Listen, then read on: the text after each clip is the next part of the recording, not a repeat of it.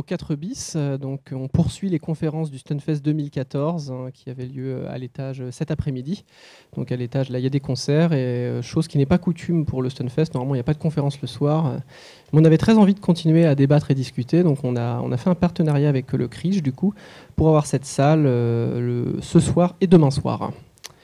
Donc ce soir, c'est assez calme. Demain soir, ça risque d'être beaucoup moins calme pour une raison que vous découvrirez demain. Donc aujourd'hui, art, culture et jeux. Alors, il est évident que c'est donc ce sujet thématique avec trois concepts extrêmement larges embrasse quasiment tout le programme des conférences du Stunfest à peu de choses près. Et c'est pour ça que j'y avais été sensible. Ce sujet n'a pas été proposé par moi au départ, il avait été proposé par Mehdi, du coup, ici présent. Et du coup, il se trouve que c'était à peu de choses près ce qui chapeautait un peu, ce qui donnait un petit peu de cohérence aux différents thèmes abordés pendant le Stunfest, même si je ne le rendais pas explicite dans les documents officiels. Et donc du coup, je me suis dit, allons-y carrément, on va faire une discussion un petit peu générale sur toutes les interactions qu'il peut y avoir entre ces trois choses-là, assez difficiles à définir par ailleurs. Donc je vais vous présenter les différents intervenants qu'on a la chance d'avoir avec nous. Donc en commençant par la gauche, par ma gauche en tout cas. Vincent Lecor, psychologue clinicien, psychanalyste. Il travaille actuellement autour de ce que l'on peut appeler la matière numérique, et notamment à l'intérieur de ce vaste sujet, nos relations avec les machines. Il se penche par exemple sur les origines de cette matière numérique, notamment les travaux de Turing, mais aussi les jeux vidéo comme paradigme de l'objet culturel à l'ère numérique. Vincent Lecor.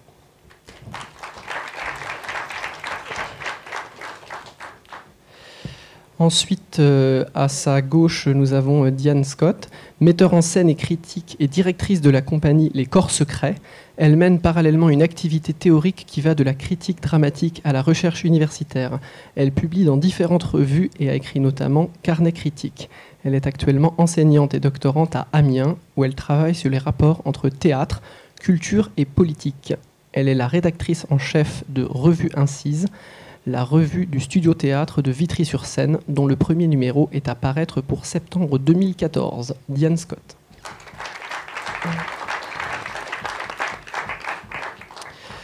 Donc Mehdi Debaby Zourgani, un habitué du festival, ça fait partie des personnes qu'on sollicite souvent pour débattre dans le cadre des conférences du Stunfest. Animateur et créateur de Je Game Moi Non Plus, podcast d'analyse du jeu vidéo, responsable de l'enseignement culture et jeux vidéo à l'école Eurasiam. Mehdi Debaby.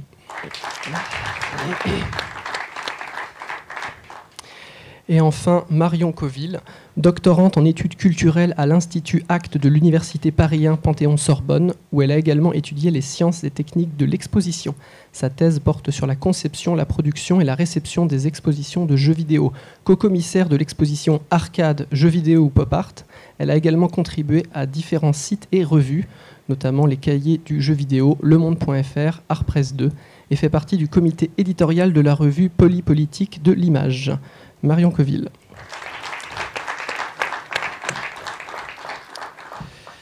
Donc on a vraiment pas mal de temps pour débattre. Je vais faire une sorte d'intro qui va délimiter un champ lui-même très très large.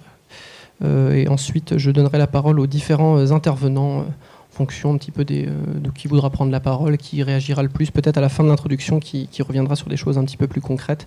Parce que le début de l'introduction sera quand même un petit peu plus on va dire philosophique d'une certaine manière. Donc art, culture et jeu, il y a quelque chose qui est très intéressant si on va un petit peu sur les bancs de la fac ou dans des festivals ou quand par exemple il y a différents débats organisés par des radios ou autres.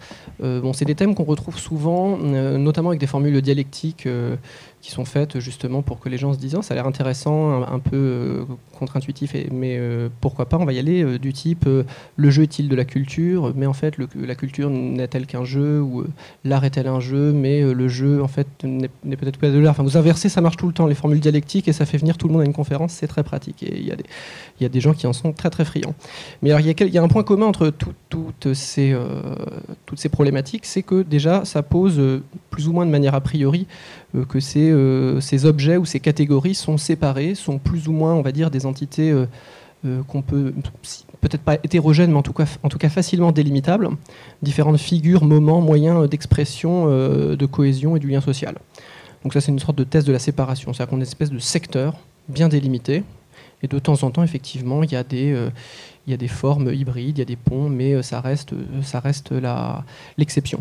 Donc, par exemple, des formes hybrides, on aurait pour les choses les plus connues concernant le jeu, ce serait Hard Game, donc art et jeu, Serious Game. Alors, on aurait un jeu, mais qui a peut-être, par exemple, pour certains, des vertus pédagogiques, donc éducatives, donc culture. Le lien se fait assez facilement. L'art légitime, par exemple, c'est art et culture, parce que c'est un art qui n'est en fait pas que de l'art, c'est aussi de l'histoire, et ça porte des valeurs, et ça s'inscrit, et c'est transmis via des institutions qui donnent cette légitimité, etc. Voilà. Donc les ponts sont nombreux, mais est-ce qu'il s'agit de cas isolés ou alors plutôt c'est que ces liens ils sont vraiment consubstantiels, et auquel cas il n'y a que le langage et l'analyse qui ne fait que séparer ce qui ne l'est pas à l'origine.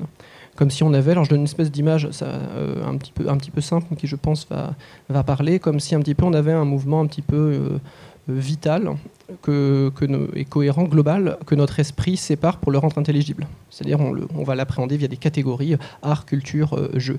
Donc le réel est continu, mais la langue, le langage est discontinu. Il fiche, catégorise ce qui n'est que mouvement et jamais vraiment délimité. Donc on aurait une thèse de l'unité. Il y a en fait un espèce de truc global d'affirmation, affirmation positive, je sais pas, de la vie ou des individus ou du corps social. Alors il y a une autre hypothèse, ce serait une sorte de lien d'inclusion, c'est-à-dire l'art et le jeu par exemple seraient, comme un petit peu la science, des figures majeures de la culture. Donc c'est pour ça, ce serait faussement symétrique, les termes ne seraient pas à mettre à comprendre un petit peu comme étant sur le même plan, mais voilà, on a la culture, voilà, c'est une espèce de truc global, et on a différentes choses en fait qui participent à cette culture. Et ces entités, donc, on peut se poser pas mal de questions. Elles ne sont pas complètement déconnectées du monde économique, mais on peut essayer de les penser sans. C'est ce qu'on fait en tout cas. Par exemple, l'esthétique, on va considérer que ce sont des vecteurs d'expérience authentique, expérience esthétique ou expérience ludique. Du point de vue épistémologique ou philosophie de la connaissance, on va considérer que ce sont des vecteurs de connaissance ou au moins certaines modalités, une sorte de connaissance expérientielle, faire semblant, enfin il y a un certain nombre de choses que ça dit vraiment sur le réel. Et pour le politique, ce sont des moyens d'émancipation individuelle et sociale. Et pour faire une analogie simple, mais je pense très parlante, pour parler de la culture, c'est l'analogie avec l'agriculture. Enfin, au sens propre, la culture, à la base, il faut vraiment avoir en tête des plantes qui poussent et des champs. Donc, les plantes qui poussent, on peut imaginer que ce sont les individus, le champ, c'est un petit peu tout le corps social, et on peut imaginer donc, que l'art et le jeu, un petit peu, sont des engrais pour l'émancipation. Ça, c'est mon image, je l'aime bien. Donc, en plus, le peuvent-ils vraiment? Parce que là, j'ai supposé qu'on pouvait les analyser indépendamment des questions économiques et sociales. C'est ce qu'on fait volontiers lors de débats, mais ce sont des vraies questions, les questions sociales et économiques. Donc, par exemple, la valorisation du travail, les subventions, la commercialisation ou non, la gratuité, l'accessibilité. Enfin, c'est autant de questions politiques et économiques très, très importantes et qui se posent à différents niveaux. Mais pour revenir à des choses plus concrètes, donc là, nous allons parler, en gros, dans ce champ, nous avons des acteurs, des pratiques, des objets, des centres de concentration de la légitimité des joueurs et des spectateurs. Et il y a quelque chose que nous montre, en tout cas, sous l'analyse sociale économique, c'est que très souvent, c'est pas tout le temps le cas, il y a peut-être, on peut avoir un message optimiste comme quoi il y a de plus en plus de ponts qui sont faits, mais en tout cas, c'est souvent très sectorisé, professionnellement parlant notamment, mais pas que. Il y a certes des hybridations, mais ça reste la grille. On a des gens qui travaillent dans l'art, dans le jeu, dans la culture. D'ailleurs, souvent, ils portent ces étiquettes.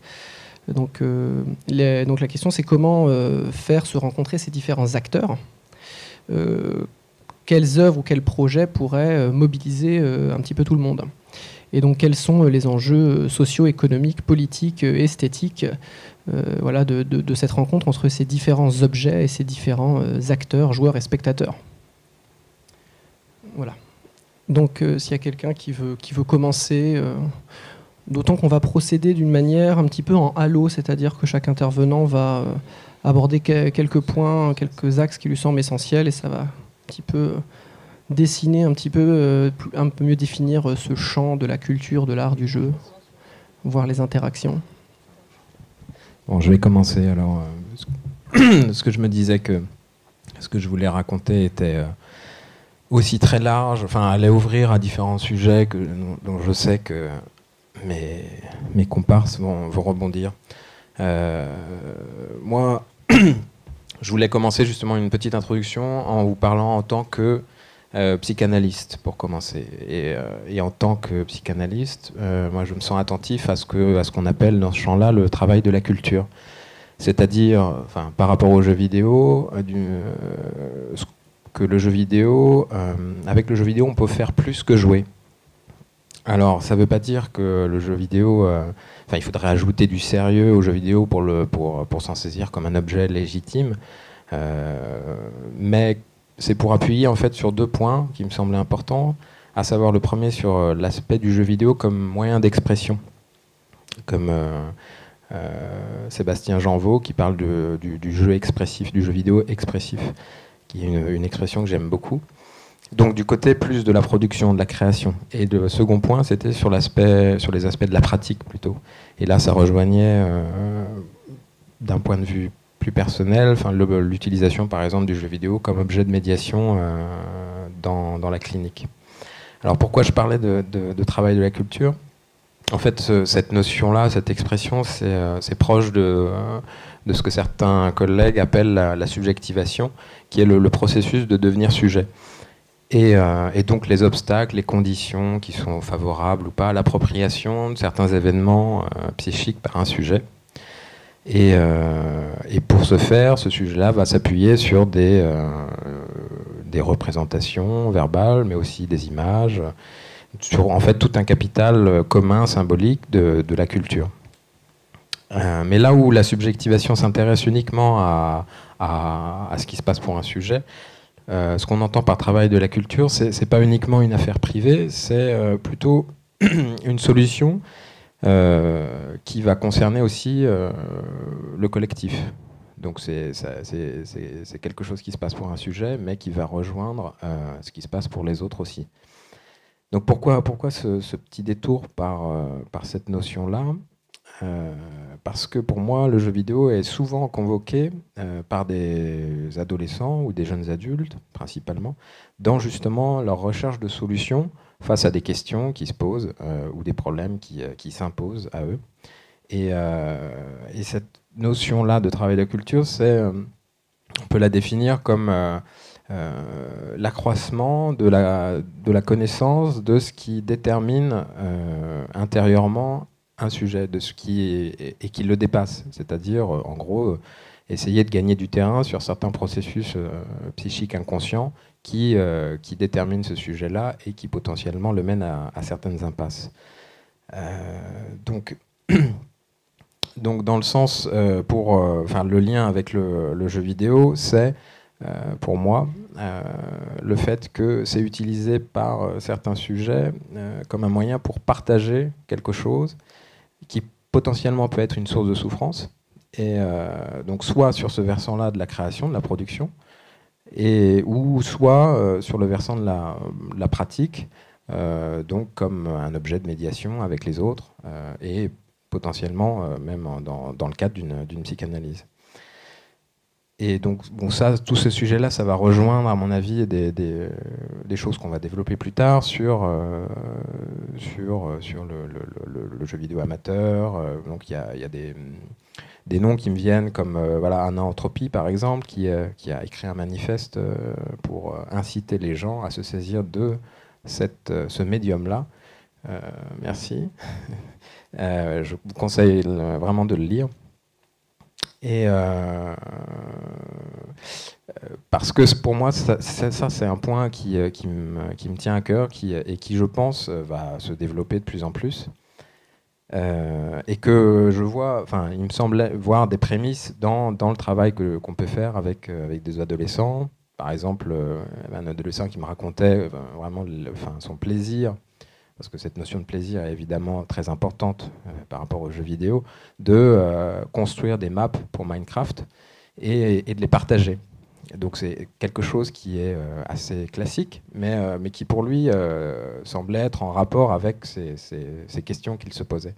Un autre me racontait qu'il voulait utiliser certains outils, justement, des petits outils qu'on peut trouver assez facilement pour créer des jeux vidéo amateurs, pour essayer ou lui, non, c'était plutôt des moteurs style Half-Life 2 qu'on peut utiliser, qui sont mis à disposition, pour reconstruire son école et faire construire une sorte de jeu d'épouvante où on se baladerait dans son école et on éprouverait certaines peurs. Et donc c'était quelque chose que lui voulait en gros partagé et qu'il le travaillait beaucoup.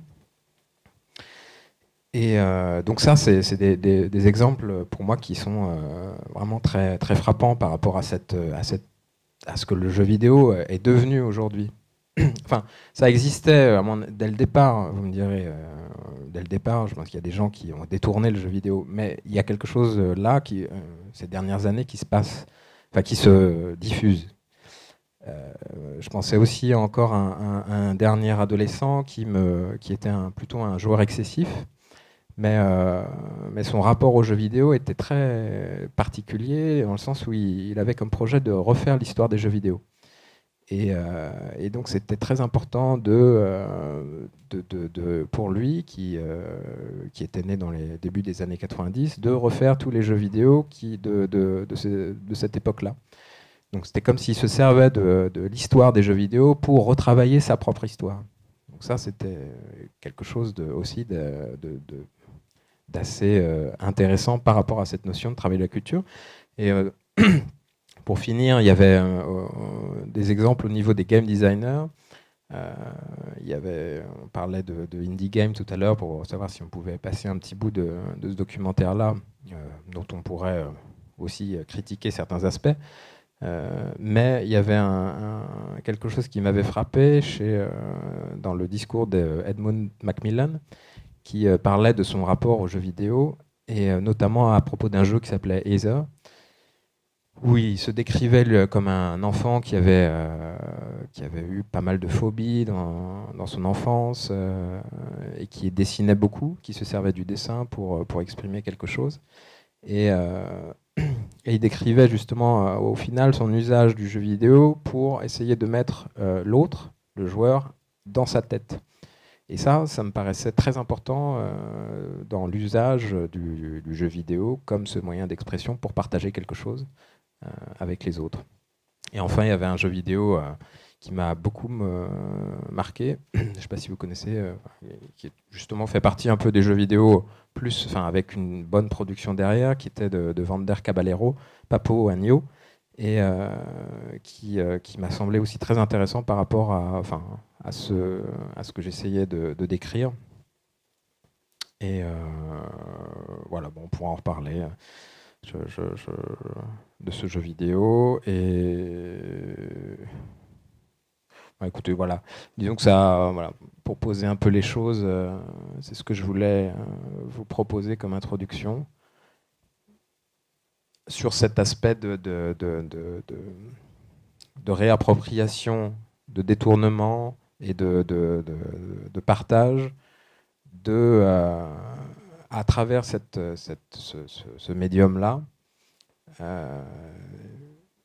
pour essayer de trouver certaines réponses, ou en tout cas d'élaborer certaines choses quant à certaines questions ou problèmes qu'un individu peut se poser, et qui va,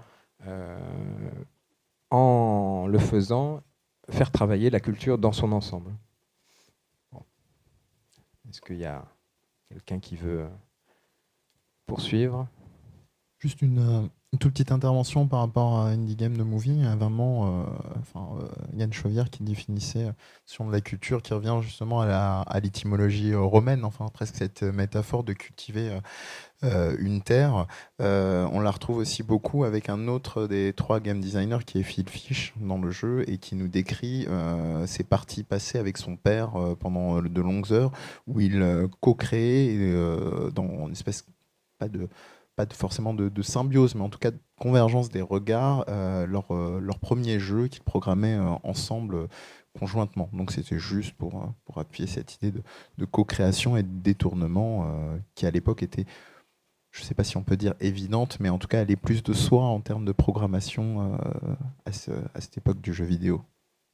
Alors je veux bien rebondir sur l'image que tu as utilisée du champ comme corps social, enfin du corps social comme champ plutôt de l'agriculture, et l'art et le jeu comme engrais.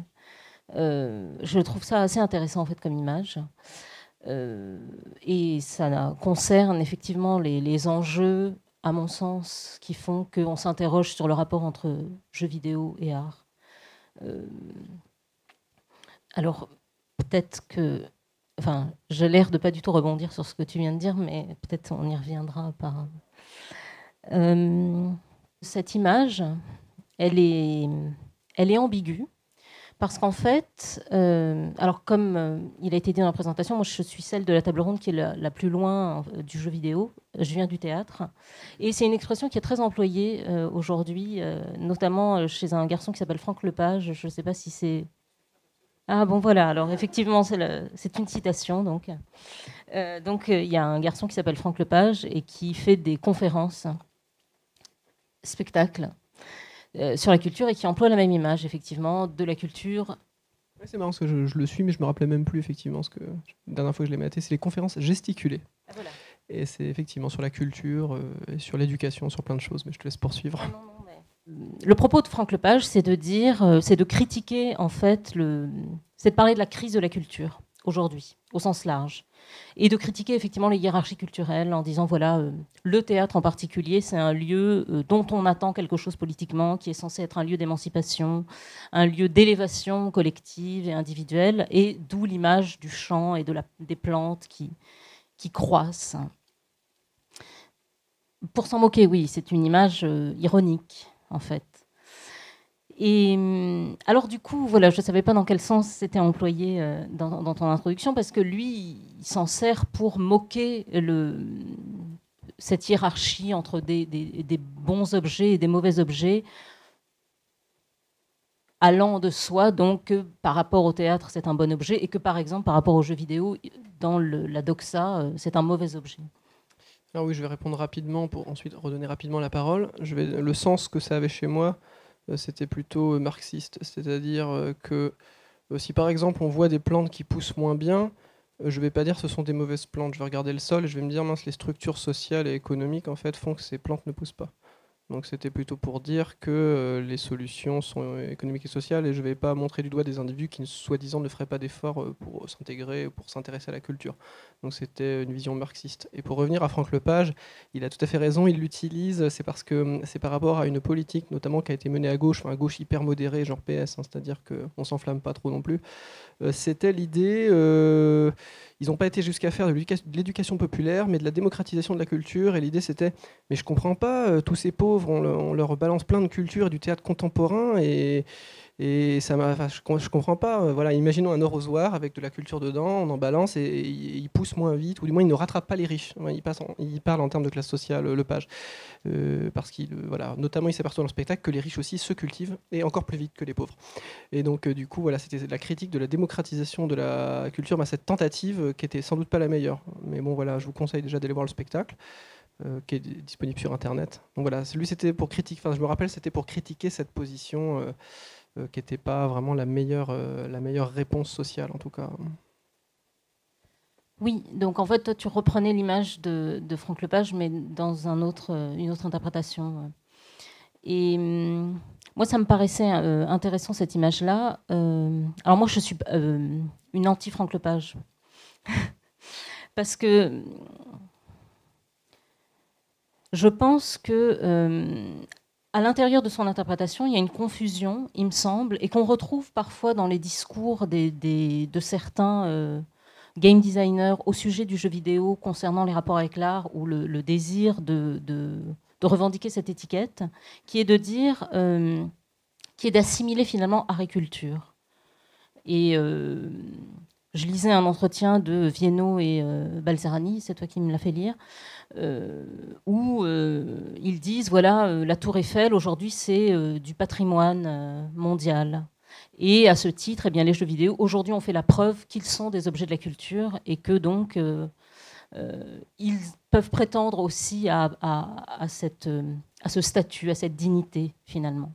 Et il me semble que dans la revendication à ce que le jeu vidéo soit un art, il y a cette volonté-là, ou disons cet enjeu-là, qui est d'ordre idéologique, qui est finalement d'accéder à quelque chose qui serait plus légitime. Alors, je le dis de façon d'autant plus facile que, si vous voulez, dans le théâtre, c'est exactement l'inverse qui se passe aujourd'hui. C'est plutôt amusant d'ailleurs. En fait, dans le monde du jeu vidéo, il y a ce mouvement vers l'art, en tout cas comme étiquette, si je puis dire ça de façon un peu polémique. Et dans le théâtre, c'est exactement l'inverse à l'heure actuelle. Il y a le mouvement contraire qui est éloignons-nous de cette étiquette qui va nous aliéner le peu de populaire qu'on a l'impression de capter. C'est-à-dire que le théâtre aujourd'hui a une espèce de phobie par rapport à la notion d'art. Personne dans le théâtre ne revendique ça, ne veut même qu'on en parle. Enfin, le théâtre n'a jamais autant revendiqué sa dimension sociale, disons. Le fait que c'est un lieu politique, mais personne, aucun attaché de presse, aucun directeur de théâtre, aucun metteur en scène ne va vous dire « moi je fais de l'art, moi je défends l'art, je suis... » Enfin, vous voyez. Donc en fait, c'est assez amusant de voir que les argumentaires sont absolument pas qualifiés de la même manière, n'ont pas du tout le même usage. Et donc du coup, ce rapport à la notion d'art dans le théâtre qui est finalement très idéologique, m'a rendue méfiante à l'égard des usages de cette notion. Et du coup, dans le jeu vidéo, j'étais étonnée de voir ce désir d'art, et je trouve qu'il n'est pas moins suspect, finalement, que le non-désir d'art. Et quand j'entends les discours, par exemple, Viano et Balzerani, dont je lisais l'entretien, je trouve que c'est assez confus. Parce qu'en fait, il y a effectivement ce désir de dire, voilà, le jeu vidéo, c'est de l'art. Sous-entendu, le jeu vidéo appartient lui aussi à la culture savante. C'est pas du mauvais objet, c'est aussi du bon objet. Et c'est le cas, enfin, ce que tu décris toi dans ta pratique clinique, c'est ça aussi, c'est qu'en fait, on est bien au-delà de cette espèce de discours médiatique du jeu vidéo comme ennemi public numéro un. Des gens s'en emparent et de façon qui est féconde subjectivement. Mais donc ce discours-là, il est un peu déconnecté, il me semble, de la réalité des pratiques. Et ça entend se saisir du champ complet pour lui faire accéder à un statut qui est paradoxal dans la mesure où, d'une part, il s'agit de dire oui, la hiérarchie culturelle entre les arts sérieux ou les arts majeurs et les arts mineurs, c'est vraiment, ça nous casse les pieds, ça contribue à délégitimer le jeu vidéo, mais la revendication du jeu vidéo comme art participe précisément de la hiérarchie puisque c'est dans les mêmes termes que ça s'énonce. Il s'agit de dire, ah ben nous aussi, on est des gens bien. Donc en fait, ça ne remet pas du tout en question cette hiérarchie, au contraire, ça la valise, mais en même temps en la contestant. Et il me semble qu'il y a les mêmes contradictions dans la revendication, dans d'autres arguments en fait, de ce désir d'art du jeu vidéo. Par exemple, il y a cette idée que... voilà, il faudrait mettre en avant les auteurs. On parle aussi d'expression, par exemple. Je trouve que c'est très symptomatique, en fait, de parler d'expression, du jeu vidéo comme expression, parce qu'en fait, c'est une dimension qui est très 19e, qui est très romantique. Et dans le même temps, il y a cette autre dimension de l'argument qui consiste à dire « Ah, mais il y en a marre de cette espèce d'argument qui vient du 19e, où on revendiquait l'art pour l'art, tout ça, bullshit, l'art, finalement. » Enfin, il me semble que, en fait, théoriquement, c'est pas conséquent. Voilà. Si je peux finir de façon aussi brutale. De toute façon, tu as envie de réagir? J'essaie d'attraper le micro déjà. Oui, alors je vais essayer de réagir derrière ce que tu as dit, mais avant ça, en fait, je voulais revenir parce qu'à chaque fois, en fait, on a beaucoup parlé finalement de la définition, que c'était un problème de définition. Et effectivement, il y a... j'ai un peu l'habitude d'essayer de contourner le débat, vraiment la question frontale de est-ce que le jeu vidéo c'est de l'art ou est-ce que le jeu vidéo c'est de la culture, en disant qu'au final, quand c'est ça, en fait, on s'interroge sur qu'est-ce qu'est le jeu vidéo, mais la notion d'art ou la notion de culture, c'est comme si la définition elle était totalement figée et que ça allait de soi ce que c'était. Et on se rend compte, en fait, si on regarde un petit peu les discours sur jeux vidéo culture, on se rend compte que en fait, c'est surtout un problème de définition de la culture. Je vais schématiser, mais en gros, on a deux définitions de la culture. On a une définition qui va être légitimiste. C'est-à-dire vraiment, c'est ce que tu disais tout à l'heure par rapport à la démocratisation culturelle. On a vu ça aussi, cette idée finalement qu'on a un rapport vertical à la culture avec une certaine hiérarchie culturelle, avec en gros... Pour schématiser, la définition légitimiste, ça serait de partir du principe que ce qui fait la culture, ce sont les grandes œuvres de l'esprit, vraiment celles qui ont marqué l'histoire, etc. Et de l'autre côté, on a une définition qu'on va plutôt dire anthropologique, qui serait de considérer que finalement, la culture, c'est l'ensemble des modes de vie, c'est l'ensemble des pratiques, c'est l'ensemble des loisirs. Et à partir du moment où on se pose la question comme ça, il est évident que le jeu vidéo, ça rentre tout à fait dans cette définition. Donc du coup, faut vraiment se réinterroger sur d'où est-ce qu'on parle, comment est-ce qu'on situe son discours.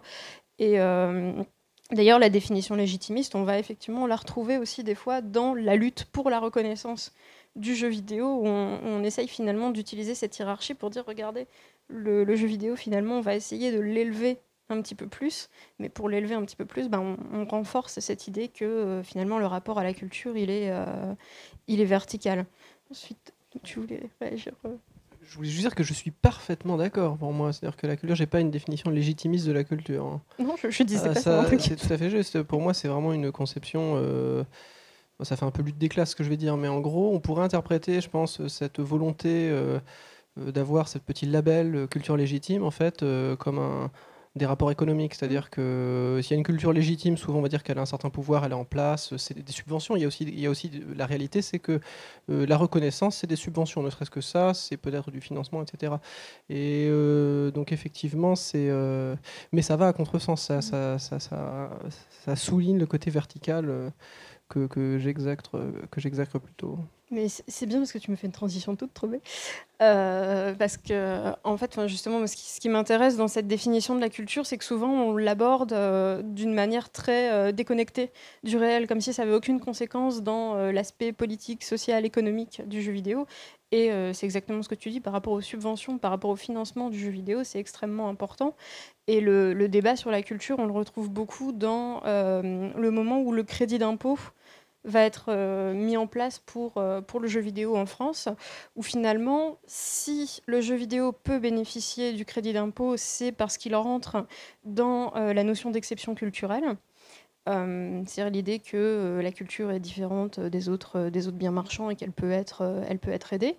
Et du coup, pour ça, on voit en fait à ce moment-là le ministère de la Culture qui va commencer à lancer toute une campagne. On va remettre des insignes de chevalier dans l'ordre des arts et des lettres à différents créateurs. Notamment, il y avait Michel Ancel, je crois qu'il y a eu aussi Shigeru Miyamoto, il y en a eu Frédéric Rénal, voilà, merci. Il y a eu Eric Viennot aussi l'année d'après, et Peter Molineux, je crois, en 2007. Et à côté de ça... Oui, mais David Cage, c'était la Légion d'honneur, lui, par contre. C'était encore une autre... N'en parlons pas tout de suite. Et l'autre chose qu'on voit, pareil, dans le crédit d'impôt, c'est le fait de mettre des critères, qu'on va appeler des critères culturels, pour définir qu'est-ce qu'un jeu vidéo culturel et qu'est-ce qu'un jeu vidéo non culturel. Et en gros, qu'est-ce qui est digne d'être financé et qu'est-ce qui n'est pas digne d'être financé. Par exemple, souvent, si on reprend un peu les discours des politiques, on se rend compte que tout ce qui est de l'ordre de la simulation, c'est pas de la culture. En revanche, et c'est là où c'est... Enfin, j'allais dire ça mourir de rire, non, c'est pas mourir de rire, mais le fait de voir dans les critères, par exemple, donc vous devez avoir tant de points pour être financé, et il y a une petite partie qui s'appelle contenu culturel, et vous pouvez avoir des points si votre jeu vidéo s'inspire d'une œuvre reconnue de la littérature, de la bande dessinée, et vous avez le double de points si votre jeu s'inspire du patrimoine historique, du patrimoine scientifique, du patrimoine européen. Donc en gros, si vous vous inspirez de quelque chose plutôt que de faire une licence originale, on va dire, vous avez plus de points, vous avez plus de chances d'être financé. C'est quand même assez... C'est la gamification des politiques culturelles. Oui, tu peux gagner des points avec ton jeu, c'est génial.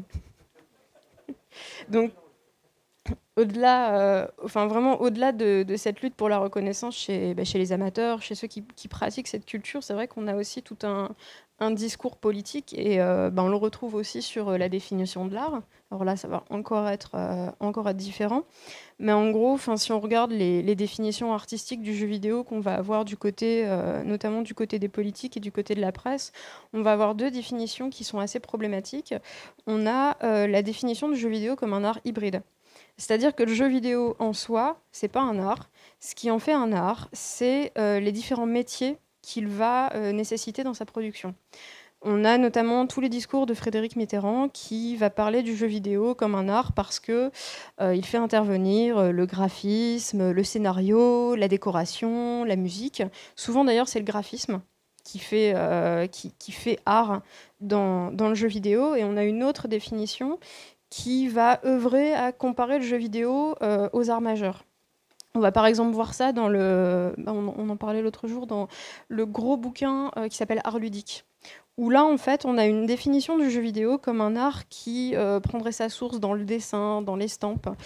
Et cette définition-là, elle est problématique parce que déjà, elle retrace un historique qui n'est pas forcément l'historique du jeu vidéo, et surtout qui lui enlève toutes ses spécificités liées à l'interactivité, à l'immersion, pour rappeler en fait que finalement, c'est de l'image. Et c'est le problème en fait de ces deux définitions-là, c'est que on a un focus hyper fort sur l'image, à la rigueur animée, parfois juste l'image fixe, et en fait on ne s'interroge pas du tout sur ce qui font les spécificités du jeu vidéo, sur le gameplay, sur les mécaniques de jeu. Non, j'allais juste dire la migration du CNC à partir du moment où les subventionnements sont passés donc, du Centre national cinématographique et s'est ajouté l'image animée, et on connaît les proximités justement entre le jeu vidéo et ces enjeux-là, justement l'image animée. Je veux bien réagir à deux petites choses. Enfin, juste à une chose. C'était cette idée, en fait, de contester une définition verticale, en fait, de la culture. Je suis d'accord pour dire, effectivement, que les hiérarchies culturelles, c'est pas des hiérarchies entre des choses qui seraient plus ou moins de l'art et des choses qui seraient moins artistiques. En réalité, en général, c'est juste un décalque de la hiérarchie sociale. Et que ce qu'on appelle la culture haute, c'est juste la culture des classes dominantes. Et à ce titre, d'ailleurs, je pense qu'il y a des œuvres d'art qui sont extrêmement fortes et qui sont inaccessibles à tous, quelle que soit, à la limite, que leur quantité d'énigmes est tout aussi inaccessible quand on habite le 5e arrondissement que quand on habite Saint-Denis.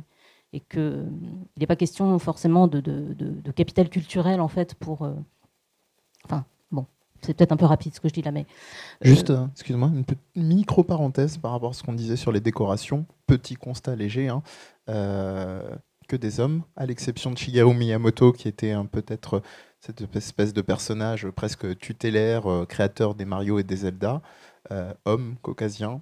Bon, voilà. Juste léger constat sur les cultures dominantes et les représentations dans le jeu vidéo. Mais je pense qu'on y reviendra peut-être plus tard. Non, mais tu as raison.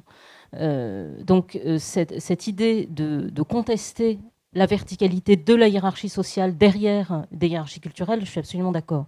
Mais en revanche, ce qui me pose question, et je n'ai pas de réponse à ça, mais je pense qu'on ne peut pas faire l'économie en fait, de cette question-là, c'est que si on revendique cette image de la culture ou du corps social comme un champ de blé, eh ben, c'est bien qu'on emporte dans cette image quelque chose qui est de l'ordre, effectivement, de la verticalité. Parce que le blé pousse, et il pousse vers le haut.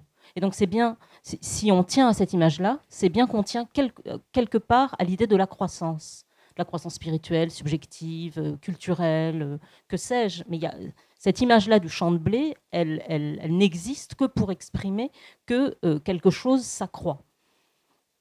Et que donc il y a un mouvement vers le haut.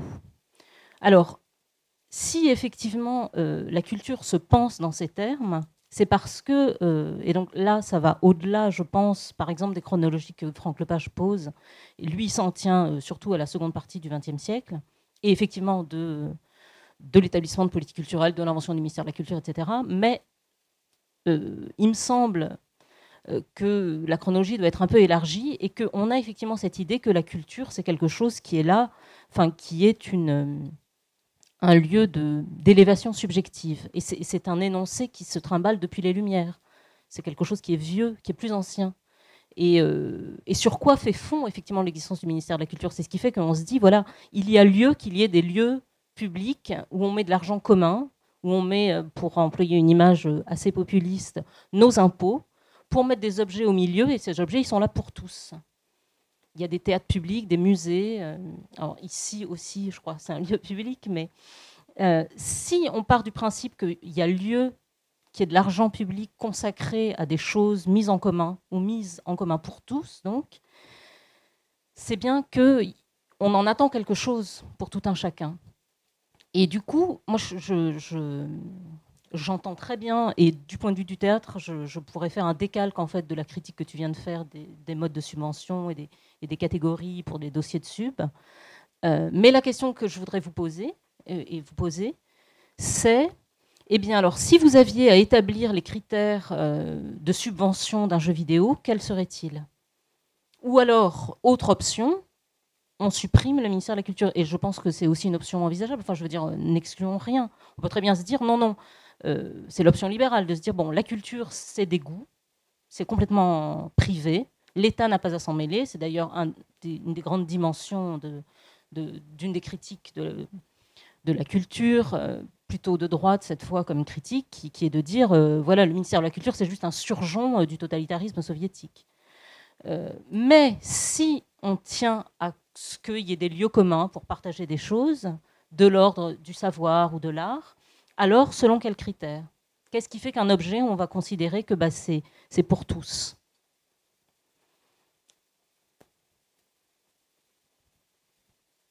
Moi, je voulais juste réagir sur deux petites choses.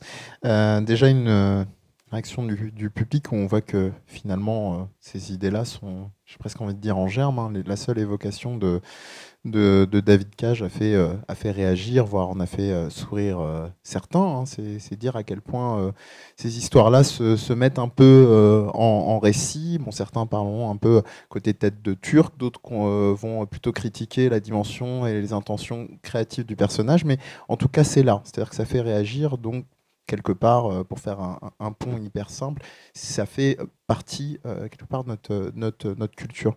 Pour rebondir sur ce que disait Diane Scott, moi je penserais plus aux critères à établir à l'heure actuelle, ce qui est très inquiétant. Je pense que ceux qui s'y intéressent déjà le voient. Donc ces critères de ministère, finalement, ils ne sont pas éloignés de ceux qu'on peut retrouver dans des revues dites spécialisées de jeux vidéo, dans ce qu'ils peuvent nommer critique du jeu vidéo. Au sens où on se retrouve avec un certain cahier des charges, certes dans un ordre et un idéal établi et des enjeux différents, mais qui n'est pas si éloigné ça. Et le problème, c'est que tout ça s'installe de manière un petit peu pernicieuse.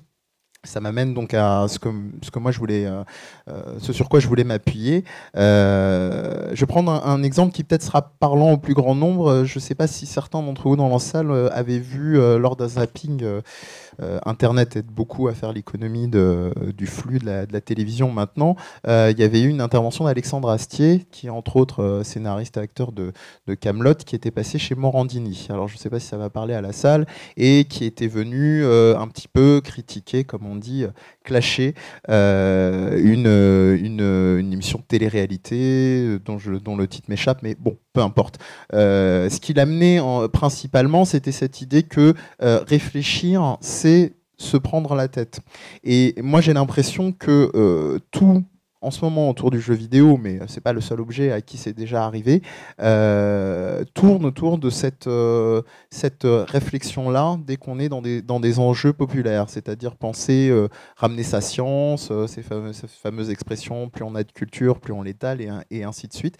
Et en ce moment, j'ai l'impression que dans le jeu vidéo, on est là-dedans et que ça se mélange à cette espèce de discours médiatique qui est en lui en même temps une espèce presque d'injonction paradoxale. C'est-à-dire on nous dit une chose et on nous dit son contraire.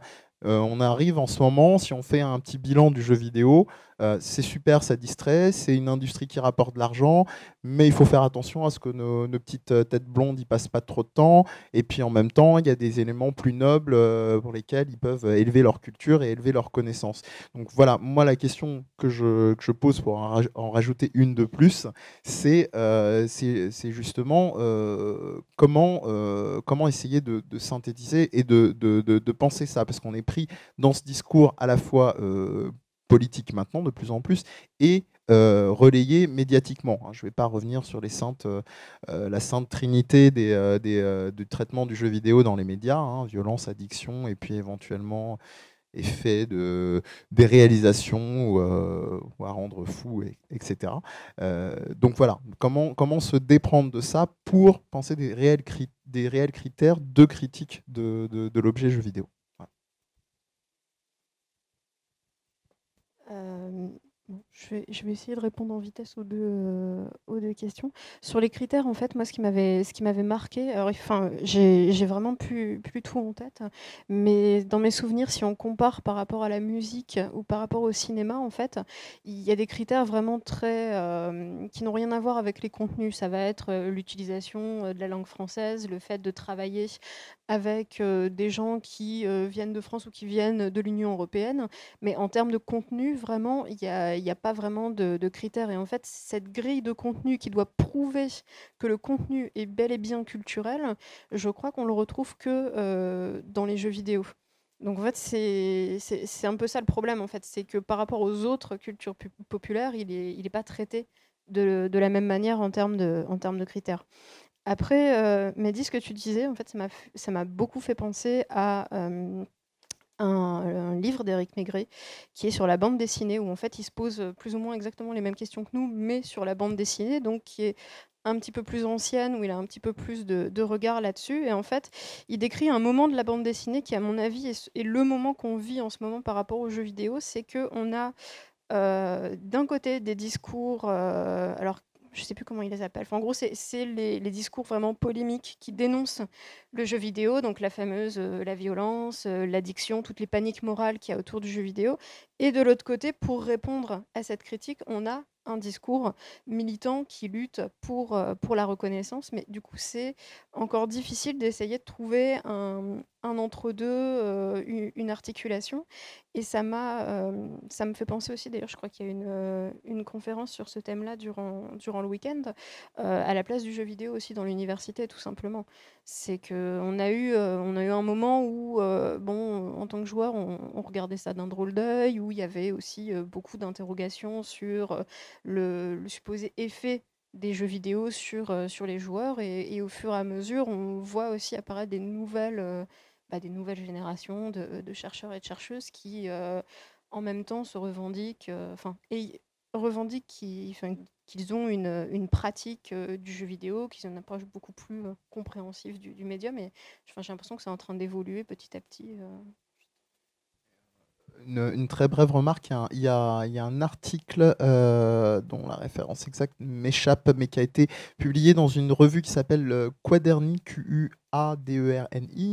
et qui est d'un auteur qui est déjà intervenu au Stunfest d'ailleurs l'an dernier sur les questions de propagande dans le jeu vidéo, etc., et de jeux de guerre, jeux militaires, qui est Olivier Mocco, et qui décrivait, alors pour vous dire à quel point c'est pas forcément simple tout ce dont on discute ici, et c'est pas seulement, comme je le posais de manière un peu évidente, de trouver des critères de critique, mais que c'est pris aussi dans des fonctionnements, je dirais presque systémiques, de traitement médiatique. Et donc dans son article, ce qu'il souligne, c'est une espèce de... Il y a eu une période, donc je disais, tout ce discours autour de la violence, autour du jeu vidéo. Il y a eu les fameuses polémiques autour d'un jeu qui s'appelait Night Trap à l'époque, qui avait fait scandale, qui avait eu droit, je crois, des débats au Sénat, dans les chambres au Sénat aux États-Unis, il me semble, sur la représentation de la violence aux États-Unis. Ensuite, on est arrivé, comme je disais tout à l'heure, à la question de l'addiction dans le jeu vidéo, et il décrypte en plus de ça le fait que justement, on a eu un côté un peu nébuleux, et là je pense peut-être que Vincent Lecor pourra intervenir là-dessus, sur cette espèce de ronde des psy experts. Donc en plus, d'ailleurs, je vais faire une petite boutade, psy non identifié, un peu comme les ovnis d'ailleurs, parce que on ne savait pas si c'était un psychologue, un psychiatre, un psychanalyste, on ne savait pas, comme on parlait de la culture et de l'art, qui parlait, de quoi il parlait, avec quelle référence il en parlait. Donc voilà, c'est vraiment là où c'est très complexe, ces enjeux de légitimation et de relais médiatiques lorsqu'ils sont faits, je dirais, pauvrement, quoi. Moi, pour faire le lien avec ce que vous disiez, ce qui m'intéressait, j'avais l'impression qu'il y avait des choses qui circulaient autour de cette distinction entre art et culture. Donc Marion, tu parlais en gros de la définition des politiques des politiques culturelles vis-à-vis du fait de considérer le jeu vidéo comme un art. Et moi, j'aurais voulu savoir, vous interroger à la fois Diane Scott et vous sur justement quelle distinction alors faire entre ce signifiant art là, qui sert à légitimer cet objet-là, effectivement, le jeu vidéo. Si on se passe des politiques culturelles de cette définition-là qui fait partie de la culture au sens de la culture qui légitime, si on se passe de ça, qui moi m'intéresse peu, parce que je me place plutôt sur le champ de l'anthropologie, qu'est-ce qu'on pourrait avancer? D'autant qu'effectivement, par rapport à ces histoires de politique culturelle, moi, mon problème, quand tu parlais des critères, mon problème, c'est pas tant les critères, c'est plutôt qui dit quoi. C'est-à-dire qui va poser ces critères. Les discussions qu'on a pu avoir autour de, justement, à partir du moment où il y a de l'argent qui va être donné pour tel ou tel objet, il va y avoir un choix. Donc, dans le théâtre, ça va être justement qui va programmer, qui va décider que dans tel théâtre public, on va vous proposer tel spectacle.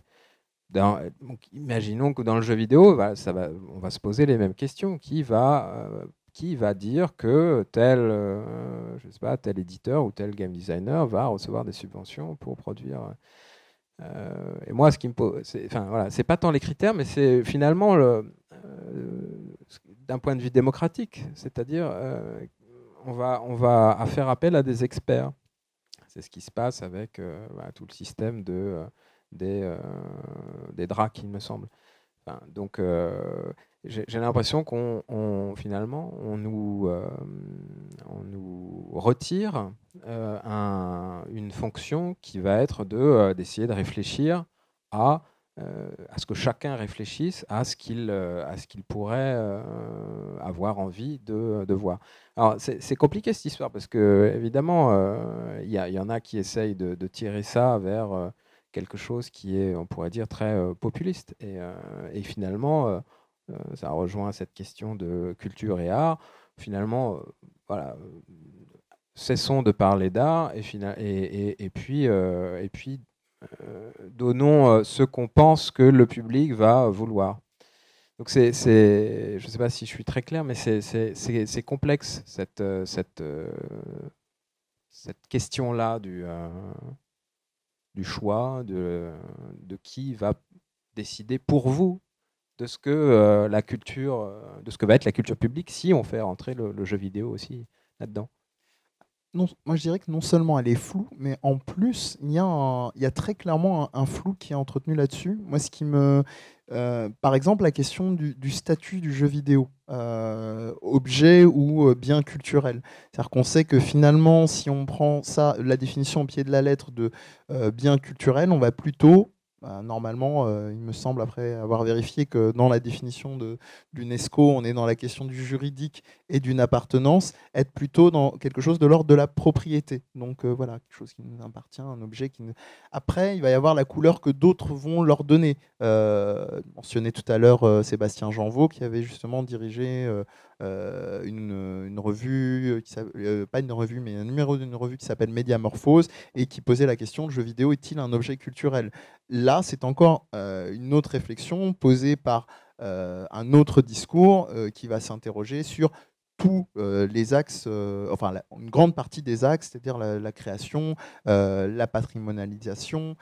Voilà, donc là, on est encore dans un autre registre.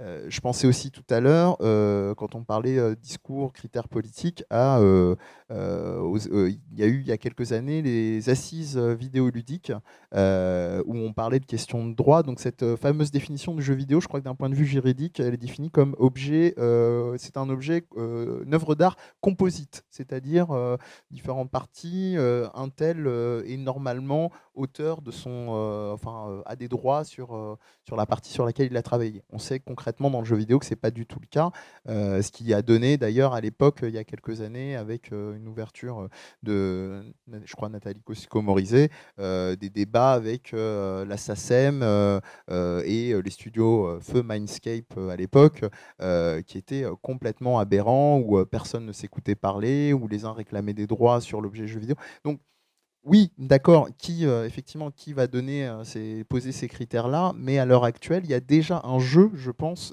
qui entretient ce flou sur ce statut même du jeu vidéo. Donc avant même peut-être de penser, de réfléchir qui va les poser, je pense qu'il y a vraiment tout un travail en amont et enfin, la prétention de penser que ce type de discussion-là, il contribue.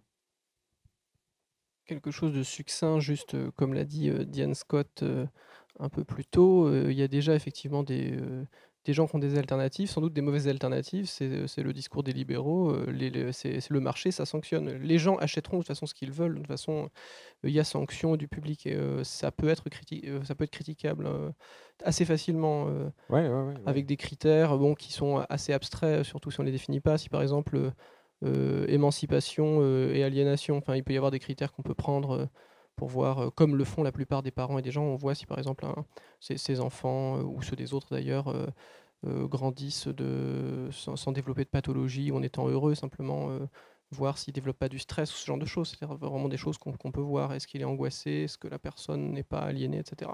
Bon, c'était juste pour dire qu'il y avait des mauvaises alternatives qui existaient déjà. Et pour revenir sur les critères, parce que vous en avez parlé tous les deux, j'ai l'impression que trop souvent, et surtout les administrations le font, ils ont une approche très formaliste des critères. C'est-à-dire qu'on considère l'objet déjà comme existant indépendamment de ses propriétés. Je ne conteste même pas ça, à la limite ça ne me dérange pas, parce que j'aime bien, en logique on le fait souvent, c'est-à-dire qu'il y a un objet qui n'est en fait rien et qui a juste des prédicats, c'est-à-dire des propriétés qui existent, qui existent que par l'objet, et l'objet n'existe que par ses qualités. Donc admettons, on a un certain nombre de critères, mais qui sont souvent pas vus comme un seul corps propre, un seul mouvement. C'est-à-dire on ne va pas regarder l'œuvre en tant que telle en se disant, bon, qu'est-ce que globalement cette œuvre dit? On va plutôt essayer de l'analyser, en fait, là où des fois il y a possibilité de faire une synthèse, en fait, une vision synthétique, on va avoir une vision analytique, taper avec un petit marteau et dire, bon, voilà, on va donner des critères, on va donner un certain nombre de points, comme le disait Marion au départ, c'est en langue française, ça vaut un point, et on va donner un certain nombre de points. Ça me fait rire, mais c'est tragique, hein. C'est-à-dire que j'avais lu la chose que tu as mentionnée, je n'en revenais pas. Et ça ne m'étonnait pas plus que ça, parce que pour les dossiers de subvention, c'est exactement ça. Et on arrive à un cas qui est vraiment une aporie, qui est, on a des gens qui sont capables, qui ont des projets très intéressants, mais qui sont incapables de remplir les critères pour avoir des subventions, mais il y a des spécialistes pour remplir des dossiers de subvention. À partir du moment où on a des critères très précis et très analysés, il y a des gens qui sont très forts pour, voilà, pour avoir le jackpot, il faut que, et il suffit de remplir simplement, de lire le cahier des charges. On n'a même pas envie de créer telle ou telle chose originale ou d'émanciper je ne sais pas qui. C'est juste, il suffit de regarder les exigences et de les remplir une à une, de formaliser ça dans un discours en fait qui est dans une certaine langue très codée, comme le mentionne d'ailleurs Lepage dans son spectacle, et pour obtenir les subventions. Et par exemple, je vais donner l'exemple que donnait Lepage, en beaucoup moins bien, parce que j'ai vu le spectacle il y a très longtemps. Lui, à un moment, il s'occupe d'ados. Et il dit « Ah, ce serait génial si avec les ados on partait en vacances, parce qu'il dit ça pourrait être positif, ils sortent jamais de la cité et ça va être génial, on va partir en vacances. » Donc il va voir pour avoir son dossier de subvention pour que les ados puissent aller en vacances. Oui, aller en vacances, mais pourquoi? Oui, faut le dire différemment. En gros, il n'a pas eu l'argent pour aller en vacances, mais ce qu'il aurait dû dire, c'était oui, je veux. Ça participe d'une démarche d'émancipation. Enfin, en fait, le formaliser d'une certaine manière pour répondre aux attentes en fait qui étaient celles du jury en question. Donc, faire tout un discours qui était attendu sur la démocratisation, etc. Tout un certain nombre de concepts. Donc, il y a une tension évidente entre justement entre ces choses. Enfin, ça crée des situations assez folles. Et c'est particulièrement vrai quand on a des critères justement complètement parcellaires et des formalismes au niveau des formulations et des critères. Enfin, voilà. Et dernier aparté sur ces critères, c'est qu'en général, ils ne fonctionnent pas de manière, entre guillemets, ils ne fonctionnent que de manière parcellaire et c'est non fonctionnaliste. C'est-à-dire qu'on ne voit pas justement un petit peu ce qui lie un petit peu ces différents éléments de l'œuvre entre eux, un petit peu comme un organe qui a dans un corps on a différents organes, mais ils fonctionnent, il y a des choses émergentes, en fait, il y a des choses qui sont des propriétés du système qui ne se réduisent pas, en fait, le tout ne se réduit pas à ses parties. C'est-à-dire il y a des choses en fait qui se créent entre les parties et des choses qui se créent, qui émergent à l'échelle du tout. Or là, justement, en séparant complètement de manière froide et analytique, entre guillemets, là on ne voit justement que des bouts même pas liés les uns avec les autres. Enfin, c'est une image que je donne, mais c'est juste que je trouve ça assez frappant. Je vais répondre à ta question. Mais en fait, par rapport à la question de qui pose ces critères ou qui juge en fait pendant que tu posais les questions. J'ai essayé un peu de dresser une mini-liste par rapport à ce que j'ai pu observer sur mon terrain ou ailleurs. Au niveau du CNC, en fait, pour le fonds d'aide aux jeux vidéo, ça avait notamment posé question pour plusieurs raisons. Alors là, la commission vient de changer, je crois que c'est un petit peu plus nuancé, mais on avait le problème des parties prenantes. C'est-à-dire qu'on avait des créateurs, enfin vraiment des directeurs de studios. Je crois qu'il y avait notamment quelqu'un de chez Quantic Dream qui était dans la commission. On avait aussi des grandes figures publiques assez polémiques. Je crois que c'était à la dernière ou à l'avant-dernière commission où Julien Chiez était dans la liste de ceux qui jugeaient l'attribution. Et on avait aussi quelque chose qui était ce que tu disais tout à l'heure par rapport à l'image animée, par rapport à l'idée que le jeu vidéo c'est pour les enfants, on retrouvait beaucoup de gens qui, à la télévision, étaient chargés des programmes jeunesse, qui devaient être donc les experts qui allaient juger de qui allait recevoir ces subventions ou non. Donc c'était assez problématique. Après, dans les institutions culturelles, si on reprend par exemple pour les expositions qui montrent du jeu vidéo, à part certaines, la plupart quand même sont montées par des commissaires d'exposition qui ont une grosse expérience du terrain, du jeu vidéo, qui ont pu en créer ou travailler avec des créateurs, donc qui travaillent dans d'autres domaines aussi, mais qui sont assez experts de la question quand même pour beaucoup d'expositions. À la Gaîté Lyrique, par exemple, dans l'espace permanent, ils ont vraiment un conseiller artistique en jeu vidéo qui travaille vraiment juste sur ce sujet-là. Mais en même temps, c'est vrai qu'il y a encore il y a un grand besoin de formation quand même dans les institutions culturelles en général sur la question du jeu vidéo, parce que je pense que les gens se rendent compte que c'est en train d'émerger, mais ils n'ont pas forcément les données pour. C'est un boulot que je fais à côté de ma thèse. Je fais quelques formations justement pour des gens qui travaillent dans les milieux culturels. Et c'est vrai que le jeu vidéo, ils découvrent au fur et à mesure, mais ils n'ont pas forcément les clés pour comprendre ce qui est en train de se jouer là-dedans. Mais je me disais, par exemple, si tu prends une salle comme ça, finalement, est-ce que tu ne l'as pas déjà, l'intelligence collective, finalement, pour produire cette réflexion-là? C'était juste parce que la notion d'expert voilà, me pose souci. Enfin, c'est d'un point de vue général. Oui, non, c'est ça. On est d'accord, oui, d'avoir toute la liste de la commission. Mais oui, tu voudrais quelque chose de plus démocratique, en fait. Mais c'est vrai que moi, je suis pas particulièrement... de manière a priori, je suis pas contre les experts, mais il y a des dérives qu'on peut presque qualifier de fascisantes. C'est-à-dire que, prenons l'exemple, alors on pourrait l'avoir dans le théâtre, dans la musique et autres. C'est bien d'avoir des gens qui donc ont des connaissances et exercent un jugement, on va dire, d'expertise, mais ce qui est encore mieux, c'est de donner les outils critiques aux gens. Parce que par exemple, prenons le cas des programmateurs dans les salles de musique. Au théâtre, c'est à peu près strictement la même chose. Je connais moins, j'ai beaucoup d'amis qui font du théâtre, et moi je suis musicien. Donc, je parlerai de la musique. On pourrait se dire, bon, c'est un expert, il est capable de voir peut-être les groupes intéressants, etc., éventuellement les attentes du public, etc. Mais c'est pas du tout ce qui se passe. C'est-à-dire qu'il y a un certain nombre d'experts qui font encore plus autorité que des petits experts qu'on va trouver via des magazines qui font eux-mêmes autorité, etc. Et qui vont dire, par exemple, tel film est bon, tel groupe est bon, etc. Et qui vont donc, c'est pour ça qu'on va se retrouver avec beaucoup de festivals, etc., on va avoir des copier-coller de la programmation. Il y a aussi des injonctions économiques dont on n'a pas forcément parlé ici, mais qui sont évidentes. C'est-à-dire qu'il y a, on ne se pose pas la question nécessairement de la culture, on se pose la question de la rentabilité, des fois simplement de la viabilité de l'événement. Mais le critère économique, je le mets volontairement entre parenthèses, mais il est extrêmement déterminant. Mais une fois l'avoir mis entre parenthèses, il y a souvent les différentes personnes à des échelles diverses n'exercent pas nécessairement le sens critique, mais vont juste trouver une personne qui fait encore plus autorité qu'elle et simplement justement faire un discours qui va être en harmonie avec ce qui est considéré comme un discours de raison d'un expert encore plus expert. Donc on crée des dynamiques complètement affolantes de manque de diversité, que ce soit au théâtre, musique ou autre. Enfin, ça, c'est un point qui me semble vraiment, vraiment important. Moi, j'avais juste un tout petit, tout petit exemple à donner. Peut-être pas pour en rajouter à la situation, mais on parlait, Marion Covey parlait de la Gaieté Lyrique, donc, qui a effectivement un espace dédié jeux vidéo.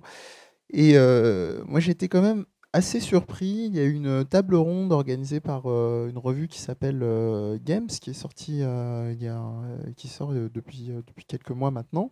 Alors, moi, j'étais assez sidéré par la réaction à la fin de cette table ronde, où j'avais posé une question finalement entre guillemets assez innocente, et pour dire peut-être même que c'est pas seulement des histoires de choisir de définir quels seraient les critères et qui seraient les critiques, les évaluateurs, mais où je me posais la question, est-ce que les artistes eux-mêmes, pour moi, la réponse est en partie oui, sont pas pris dans ce mode de fonctionnement-là. Alors, je vais m'expliquer. C'est-à-dire qu'à la fin de la table ronde, qui était une table ronde autour des créateurs indépendants, je posais la question parce que revenaient beaucoup les enjeux de financement, de ne pas pouvoir créer une œuvre où on serait totalement dépris comment dire, des enjeux d'être financé par un grand, de pouvoir créer son jeu, etc., de créer une œuvre d'art. Hein. Et à la fin, je leur ai demandé, mais si vous, en supposant, si vous pouviez créer l'œuvre que vous souhaitiez, qu'est-ce que vous souhaiteriez créer? Et là, j'ai été assez halluciné de n'avoir aucune réponse. C'est-à-dire on a retourné de nouveau sur des discours un petit peu classiques de ah bah oui, mais les subventionnements, ça marche comme ça, donc c'est pas simple, il faut qu'on joue un petit peu un jeu entre deux, c'est pas simple de créer un jeu. Oui, certes, mais aucun de ces créatifs-là n'a été capable de répondre. Et je trouve quand même que c'est assez aussi symptomatique de cette discussion qu'on a là, parce que si les créatifs eux-mêmes, pas tous, Dieu merci, sont pris là-dedans, bon, voilà. Il y avait aussi un fond qui était assez intéressant, c'était l'état du jeu indépendant français. Est-ce qu'il y avait, on va dire, une couleur culturelle voilà, du jeu français? Donc voilà, je me pose cette question et ça en rajoute encore une fois au tableau. On devrait afficher toutes les questions auxquelles on n'a pas répondu. Je m'en rends compte en cours de route. Mais non, mais toi, Yann, tu as commencé à répondre à ma question, en fait. C'est-à-dire que quand je disais quels critères, tu as évoqué quelque chose qui prendrait en compte, enfin toi aussi d'ailleurs, qui prendrait en compte le contenu, c'est-à-dire quelque chose qui penserait le jeu vidéo, chaque objet, comme une chose, comme un tout en soi, et qui essayerait de l'analyser, enfin de le penser, non pas en distribuant ses caractéristiques dans des cases qui le vident de sa vérité finalement, mais de l'envisager comme une chose. Et du coup, je me disais, enfin, ça m'a fait penser, comme tu insistais sur cette notion de critères, je me disais, mais c'est marrant, et tu l'as fait, enfin, tu m'as privé de ma super liaison, que critères et critiques, c'est la même origine étymologique. Et donc, je me disais, mais oui, mettre l'accent sur la question des critères, c'est se poser la question de comment faire de la critique, qu'est-ce que la critique de jeux vidéo, ou qu'est-ce que la critique en général. Et je pense que c'est aussi un indicateur extrêmement intéressant, l'état des lieux de la critique par rapport à un objet, sur la santé en fait de cet objet. Comment ? Et par rapport à la question de l'art, parce qu'en fait, effectivement, il y a une formule qui se trimballait dans les années 90, qui consistait à dire la culture rassemble et l'art divise, pour répondre à ta question de c'est quoi la différence. Alors, au début des années 2000, moi je me disais plutôt que c'était l'inverse, c'est-à-dire qu'en vérité, les débats avaient lieu sur la question de la culture, et pas tellement sur l'art. En fait, on n'avait pas des débats esthétiques pour savoir qu'est-ce qui était de l'art dans le théâtre et qu'est-ce qui n'en était pas. La question, c'était plutôt comment on pense la culture, c'est quoi les politiques culturelles, et les gens s'écharpaient là-dessus. Donc je me disais, non, en fait, il vaudrait mieux dire que l'art réunit, dans la mesure où ça ne concerne pas grand monde, et ça divise beaucoup. En fait, ce qui divise, c'est la culture. C'est la définition qu'on en donne, et accessoirement, où est-ce qu'on en met l'argent.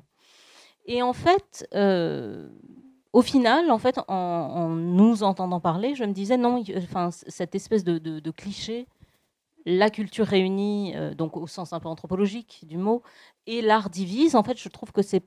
Enfin, moi, j'y tiens plus à cette idée-là. Que je pense que l'art, c'est quelque chose qui est divisif, que c'est un terme qui clive, et que c'est en tant qu'il clive qu'il y a une vérité derrière. Que oui... Pour le dire autrement, par exemple, c'est complètement illusoire d'imaginer qu'il y a un objet d'art universel, que c'est forcément quelque chose qui sépare. Et du coup, on en revient à cette idée de séparation. Enfin, j'entends bien que c'est quelque chose qui pose problème, parce que, tu vois, dans ton introduction, tu disais, voilà, il y a une espèce de tout originel, ou une chose dont la société dériverait, enfin, une vision un peu holiste, ou disons, d'une unité originelle. Moi, je suis d'accord avec vous pour dire que les critères actuels, institutionnels, pour penser l'art ou les objets culturels, que ce soit pour le théâtre ou que ce soit pour le jeu vidéo, ils sont éminemment critiquables. Et qu'en fait, de temps à autre, même plus souvent qu'à son tour, c'est plutôt la preuve que ce n'est pas pensé, cette affaire-là. Mais, dans l'autre temps, je voudrais tenir une autre position qui est, non pas de critères, mais d'autres critères. Et donc, tenir quand même quelque chose qui est de l'ordre d'un discours de la séparation. Alors, c'est à ce titre que souvent, dans le théâtre, je suis taxée... mon discours a l'air d'être un peu réac, mais parce que je pense que l'art, ça existe. Et que donc, il y a bien des objets qui sont de l'art et d'autres qui n'en sont pas. Mais je ne le dirais pas pour une globalité, c'est-à-dire que le théâtre, c'est de l'art, ben non. Dans le théâtre, il y a des choses qui sont effectivement, qui ont une valeur et avec lesquelles il se passe des choses, enfin, qui peuvent être qualifiées ou qui ressortent de la catégorie d'objets de l'art, et avec le jeu vidéo aussi. Et c'est en ce sens que je dis, voilà, l'art, ça divise. C'est-à-dire que ça divise le champ lui-même. Ça divise tous les champs. Et qu'au cinéma, c'est pareil. Il y a des choses qui sont... Enfin, la majorité, d'ailleurs, c'est Deleuze qui disait ça, que la majorité, c'est quand même de la médiocrité absolue, et qu'il y a des choses qui émergent. Et qu'effectivement, tout ça appartient à la culture. Mais qu'après, l'art, eh ben, c'est pas la culture, c'est autre chose. Et après, on peut se dire, bon, abandonnons cette idée-là. Abandonnons la catégorie d'art qui, effectivement, crée des séparations, et on peut discuter du coup, où est-ce qu'on met la séparation. Mais... moi, je défendrais plutôt que ça divise. Et qu'à partir du moment où ça divise, alors, si ça divise, c'est qu'il y a des critères, c'est qu'il y a des endroits où la frontière passe. Et s'il y a des critères, il y a des critiques. Et c'est là que vous trois, vous travaillez aussi là-dedans, enfin, peut-être pas toi publiquement, dans la critique des jeux vidéo, mais vous deux. Et c'est là que la fonction du critique, je pense, elle est importante. Et qu'elle participe du travail de la culture, c'est-à-dire qu'un expert qui n'est pas secondé, épaulé, ou qui ne lit pas des critiques substantielles, eh ben, il n'est pas aidé non plus dans son travail. J'aimerais dire deux choses juste pour réagir sur un truc que tu as mentionné au passage, mais qui, à mon sens, est assez important, parce que c'est une erreur que beaucoup de gens font en philosophie, ce qu'on appelle une induction invalide. C'est-à-dire l'idée de dire... la peinture, la BD, le cinéma, parler en fait de ces espèces d'universaux, de ne pas regarder en fait la collection des individus, des particuliers, de ce qui est produit. Par exemple, normalement, on devrait regarder telle œuvre particulière, ce qu'a demandé de la conception et de la production, ses qualités intrinsèques, etc. Et dire ensuite, effectivement, c'est le fruit de beaucoup de travail, par exemple, pour vraiment centrer sur la production, etc. On va plutôt dire, ah c'est bon, il y a un jeu vidéo, il y a un indé qui a fait un jeu, maintenant, un jeu artistique, je suis sauvé, moi je fais n'importe quel jeu, je fais des jeux AAA, le jeu c'est de l'art, ouf. Non, effectivement, c'est complètement absurde, parce que même dire la peinture c'est de l'art, c'est juste, ça n'a pas de sens. Peut-être que toutes les peintures, la plupart des peintures sont de l'art, c'est pas le problème, mais dire la peinture c'est de l'art, c'est juste un non-sens. C'est une définition sociale. Oui, mais... c'est juste c'est ne pas exercer son sens critique sur l'objet en particulier. Et juste, je vais te donner la parole, c'était juste pour aller dans ton sens, pour revenir, tu disais, justement, on fait une expérience particulière, tout le monde ne la fait pas, mais ce qui est intéressant, c'est qu'on revient au premier sens d'esthétique. Parce que peut-être que certains ne le savent pas, parce qu'en général en esthétique, beaucoup de choses se sont jouées au 19e siècle, avec Kant, puis Hegel et d'autres. Et en gros, on est resté, quand je vous dis esthétique, la plupart des gens, c'est théorie du beau, ou c'est un certain nombre de critères en fait, pour définir la perfection ou l'universalité d'une œuvre, etc. Mais ça, c'est le second sens historique d'esthétique. Le premier sens, c'est un sens qui est utilisé en philosophie de la connaissance, qui est le fait, c'est anesthésie, c'est sentir, sentir le monde. Et c'était une des théories de la connaissance, en gros, c'est le fait d'être connecté au monde et de connaître via ses sens, d'être touché ou pas touché, en fait. Et des fois, effectivement, si on revient au sens premier d'expérience esthétique, des fois, on va être touché ou pas touché, effectivement. C'était juste, je voulais le mentionner parce qu'effectivement, ça me semblait intéressant. Je voulais vraiment continuer, et pour une fois ce ne sera pas une question, sur la notion justement de division, enfin le propre de l'art de diviser, mais plus revenir à ce dont on parlait presque au début, sur la notion de plaisir. Pour moi, cette division, elle est, je dirais presque essentielle, hein, parce elle divise individuellement. C'est-à-dire que cette scission-là, elle se fait vraiment dans la confrontation.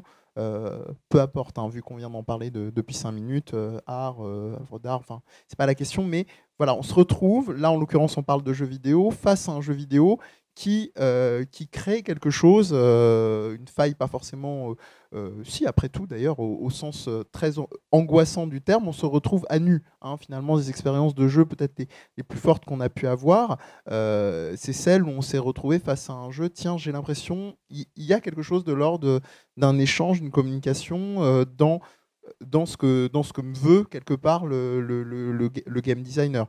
Après, on pourrait encore plus questionner la notion d'auteur, justement, à l'échelle de la culture, parce que la notion d'auteur puisse exister, elle permet justement de véhiculer une intention dans une œuvre. Mais le problème, c'est ce que je disais un petit peu plus tôt, c'est que je pense que cette notion de plaisir, elle est rendue justement très complexe par les discours qui peuvent être relayés. Comme on a toujours ce discours qui est presque de l'ordre du jouissez mais pas trop. Pas que dans le jeu vidéo, hein, évidemment, mais oui, il faut jouer, mais pas trop longtemps. Comme il faut prendre 5 fruits et légumes frais par jour. Enfin, je caricature à l'extrême, mais il y a toujours ce rapport. On ne peut pas avoir cette espèce de plaisir décomplexé, pas dans une optique capitaliste, hein, mais juste voilà, sensoriel, esthétique, comme le disait Yann, d'une expérience avec. Et tout ce dont on discute depuis tout à l'heure, ce sont finalement des discours qui viennent conditionner parfois un certain type de création sur une autre. Hein, je vais ouvrir un petit peu, on parlait tout à l'heure de l'ouvrage d'Entropie. Et là, je pense que je vais faire relais à Marion, justement, sur tout ce qui est la notion de l'ordre du queer game, qui est vraiment un développement, elle en parlera beaucoup mieux que moi, qui est en train, en quelque sorte, d'ouvrir, déjà dans le jeu vidéo qui ouvre une brèche dans certaines expériences, une brèche sur ce qu'il y a vraiment de plus intime dans l'expérience de jeu, je dirais sensible. Moi, je voulais juste rebondir en vitesse avant pour revenir ce que tu disais sur les critères par rapport à ce qu'on nomme art ou pas art. Alors là, c'est plus l'expérience de l'enseigne étudiante aux Beaux-Arts que celle de la joueuse ou autre, mais il y a aussi, dans ce qui est décrit comme art ou dans ce qui est refusé comme étant art, il y a aussi tout un jeu au niveau du langage. Il faut savoir s'inscrire dans un réseau qui est le réseau des acteurs du monde de l'art. Il faut savoir utiliser le langage propre pour pouvoir être défini, pour que son travail puisse être défini comme une œuvre d'art. Il y a aussi tout un travail de réussir à s'inscrire dans un réseau et de dominer le langage de ce réseau-là pour être reconnu en tant que tel. C'est malheureusement très concret, mais quand on n'est pas dans ce réseau-là, c'est difficile d'accéder à cette reconnaissance-là. Après, ce que tu disais sur les queer games, c'est vrai que ça rejoint la notion d'auteur que tu as mentionné à plusieurs reprises, parce que à travers cette idée du jeu vidéo comme culture, du jeu vidéo comme art, on a l'idée aussi qu'il y a une espèce de figure, alors pas forcément de l'artiste, mais plutôt de l'auteur qui est en train d'émerger. Et alors, déjà, ça pose question par rapport à ce qu'est le jeu vidéo. Est-ce que c'est la voix d'un auteur? Est-ce qu'au contraire, c'est plutôt une création collective? Et non, mais je vais encore rentrer dans les discours. Mais c'est vrai que si on s'intéresse vraiment à la manière dont on va décrire les auteurs de jeux vidéo dans la presse spécialisée, dans les ouvrages, on a une espèce de stéréotype de ce que serait un auteur de jeux vidéo, de ce que serait une création de jeux vidéo. Et c'est vrai que c'est assez problématique parce qu'aujourd'hui, c'est vrai que le jeu vidéo, c'est quelque chose d'extrêmement varié en termes d'expression, de manière de créer. Et quand on regarde vraiment les auteurs qui sont mis en avant et la manière dont on raconte leur vie, finalement, on tombe toujours sur le même récit, alors qu'il faut tout de suite repartir de l'enfance du créateur, puisque c'est là qu'il aurait été touché par la grâce. Il aurait un espèce de don divin, il aurait du matériel informatique qui lui est tombé comme ça entre les mains, on ne sait pas vraiment comment, comme s'il n'y avait aucune condition sociale ou économique derrière. Et après, oui, c'est vraiment l'idée d'un don divin qui est développé, où finalement on va nous dire que la pratique du jeu vidéo et la pratique de création, c'est quelque chose de chronophage, de sacrificiel. Il va sacrifier sa santé, il va sacrifier sa famille, le lien social, son argent, tout, ça va être une pratique extrêmement coûteuse.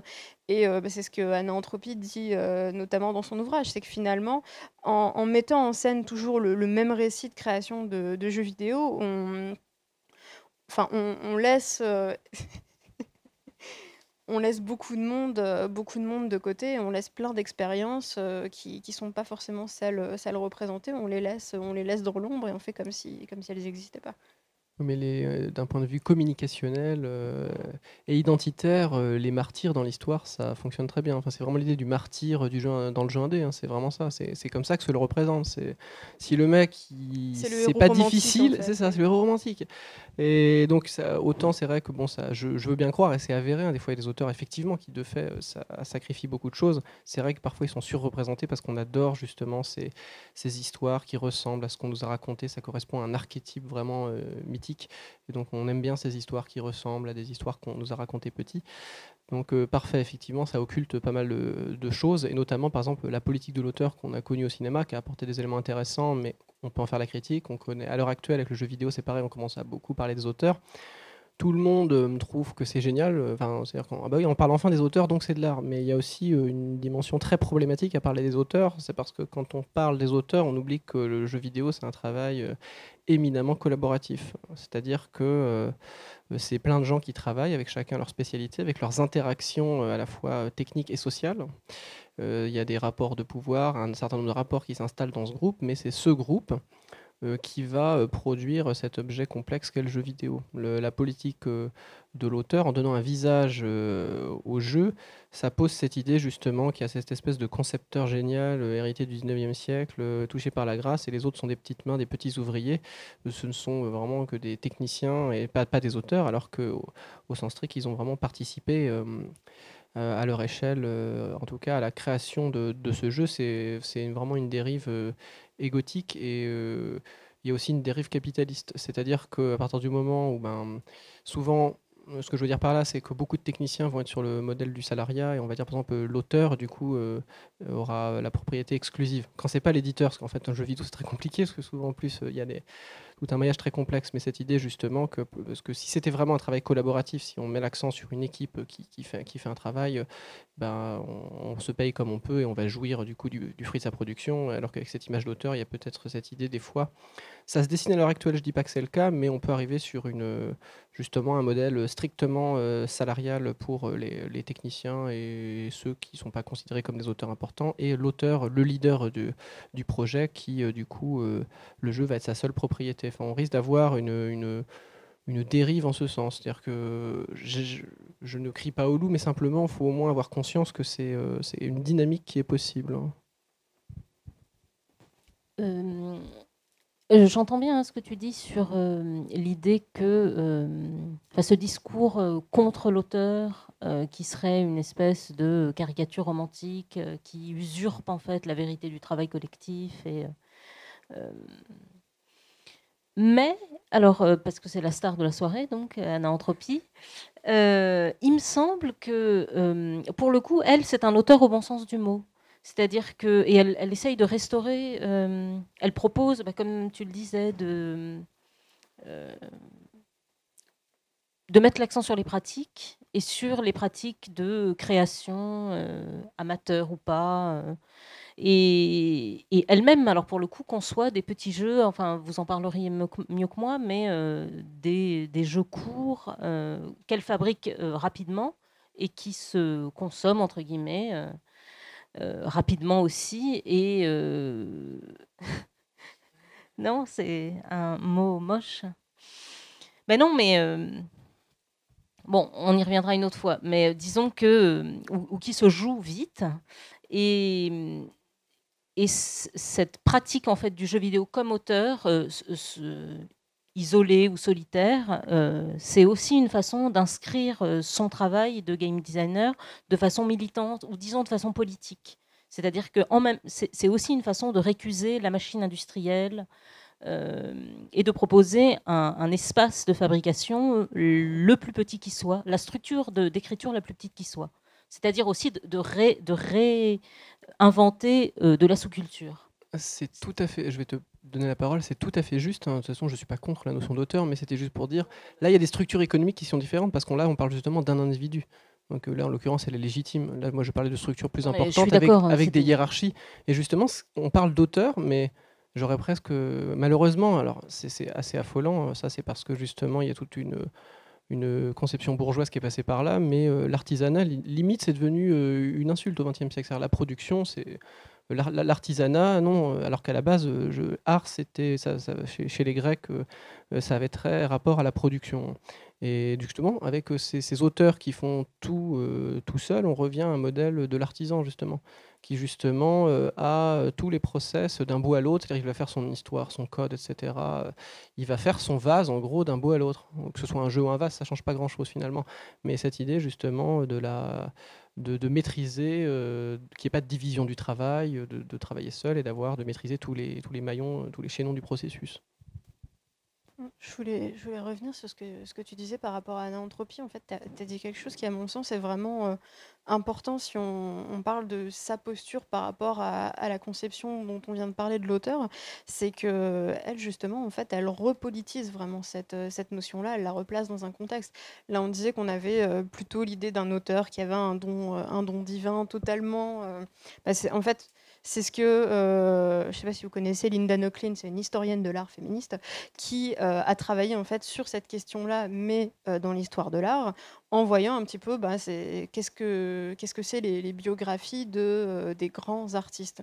En fait, elle se rend compte de ce qu'on disait aussi tout à l'heure dans le jeu vidéo, c'est que finalement, on va mettre en avant l'idée d'un don divin, et ce qu'on ne va pas vous dire, c'est que la plupart des artistes, ce sont des hommes de classe plutôt supérieure, blancs, qui ont accès à ces outils de création, qui ont accès à cette reconnaissance.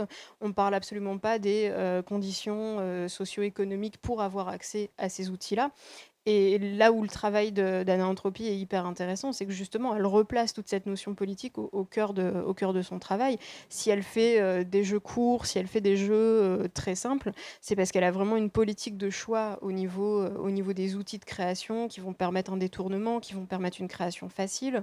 Même au niveau du timing de ces jeux, elle veut vraiment que ça soit des jeux qui puissent être joués par tout le monde, avec des commandes simples, qui puissent être joués rapidement, même si on n'a pas forcément le temps, qui puisse être joué sur du matériel informatique qui ne va pas être coûteux, qui ne va pas demander une configuration de malade pour pouvoir y jouer. Donc il y a vraiment tous les choix sont vraiment hyper politiques, ce qui n'est pas le cas dans la définition de l'auteur qu'on a donnée tout à l'heure. Qui rejoint, à mon sens, vraiment la tentative de légitimation de l'objet par ce signifiant art, quoi. La notion d'auteur, voilà, on essaye de la récupérer et qu'effectivement, Anthropie, moi, c'est ce que je trouve un discours que je trouve assez génial dans l'incitation de tout un chacun à produire quelque chose sans passer par le code, parce que qui est effectivement aussi quelque chose qui peut freiner. Et c'est aujourd'hui ça se diffuse et c'est quelque chose d'assez génial.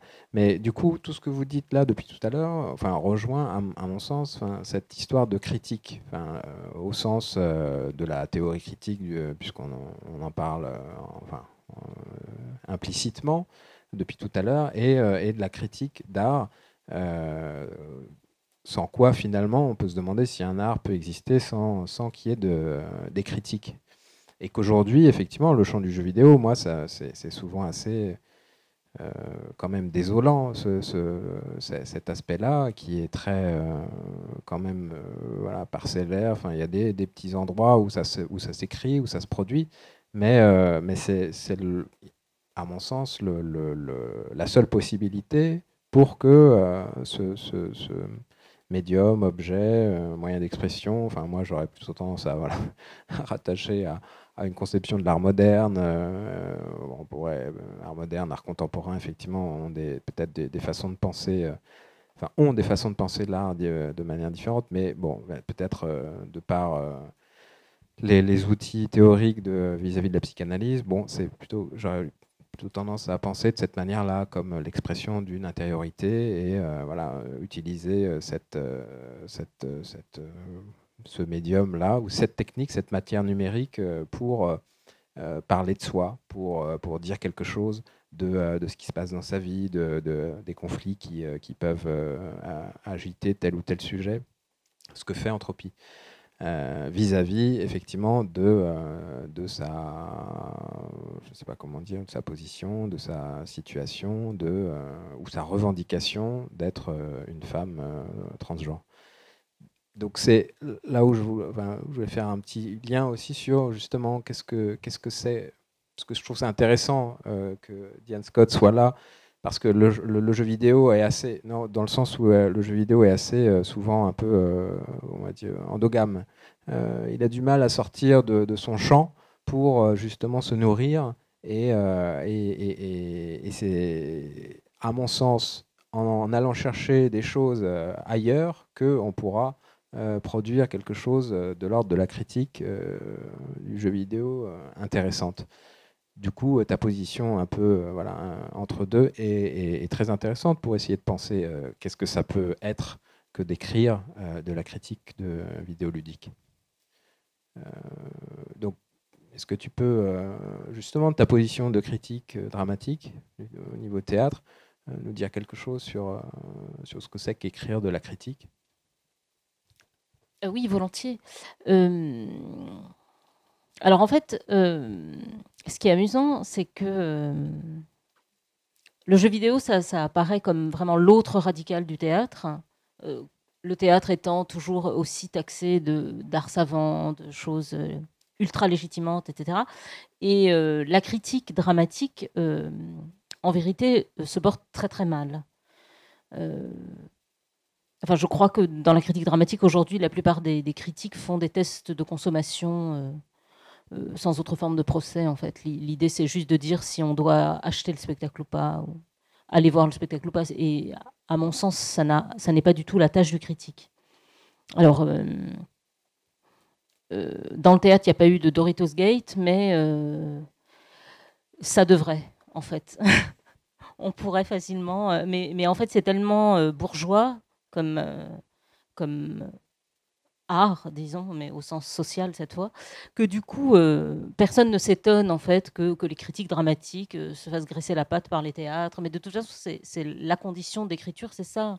Les critiques sont invités par les théâtres, c'est-à-dire que dans les années 60-70, c'était les supports qui payaient les défraiements. C'est-à-dire que c'était TF1... peut-être à l'époque, il y avait un critique dramatique à TF1, et c'était TF1 qui payait le train, l'hôtel. Aujourd'hui, c'est l'Opéra de Dijon ou le CDN de Dijon qui paye le train, le restaurant, l'hôtel. Donc, dans ces conditions, c'est un peu difficile de cracher dans la soupe. Mais je ne pense pas du tout que ce soit la vraie raison qui fasse qu'il n'y a pas de critique réelle.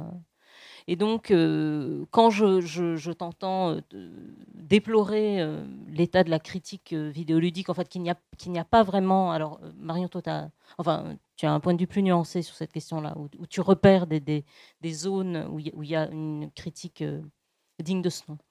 Mais... en fait, pour aller très vite, et puis pour repasser la parole...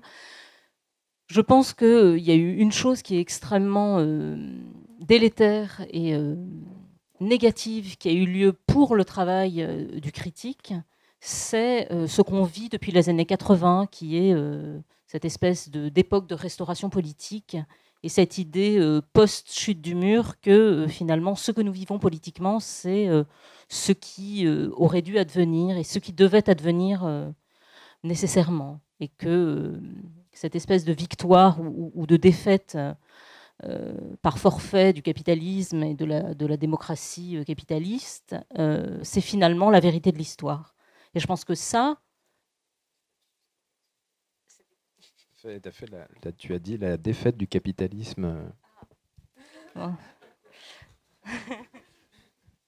J'ai toujours pensé que j'avais un inconscient d'extrême droite. En fait, tu me rassures. Alors, donc effectivement, cette espèce de victoire par forfait de la démocratie capitaliste, ou plutôt du capitalisme parlementaire, pour parler comme Badiou, c'est... ce que ça énonce, c'est que ce qui est aujourd'hui, c'est ce qui doit être.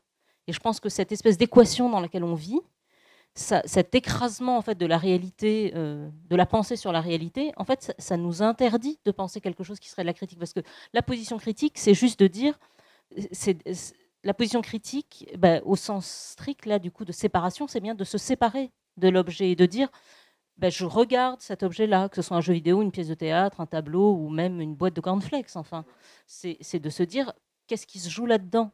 Et c'est donc d'établir une distance et de se dire ça pourrait être autrement. Même pas, je ne dis pas que ça pourrait être, ce devrait être autrement, mais au moins ça pourrait être autrement. Et c'est à partir de là, c'est dans cet écart que peut naître quelque chose qui est de l'ordre de la critique, de la pensée, quoi. Et les conditions idéologiques actuelles, enfin historiques, disons, nous incitent au contraire à se dire la réalité, c'est la vérité. Et donc, c'est l'arrêt de mort de la pensée et donc de la critique. Et je pense que ça, ces coordonnées historiques qui sont les nôtres à l'heure actuelle, c'est ça qui signe aussi la fin d'une dynamique critique. Bon, c'est très global, mais c'est déterminant en fait sur le travail.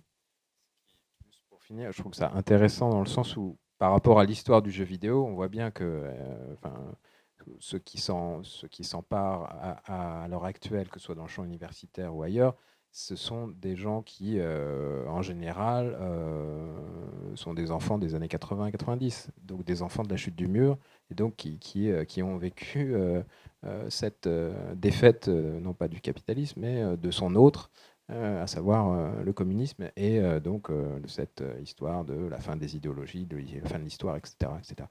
Et donc, je pense que ça joue effectivement sur cet état d'esprit aussi, par rapport à la critique. Ce que j'ai dit, en fait, on peut le formuler de façon beaucoup plus brutale, ça consisterait à dire qu'il n'y a de critique que marxiste, si vous me suivez, en fait.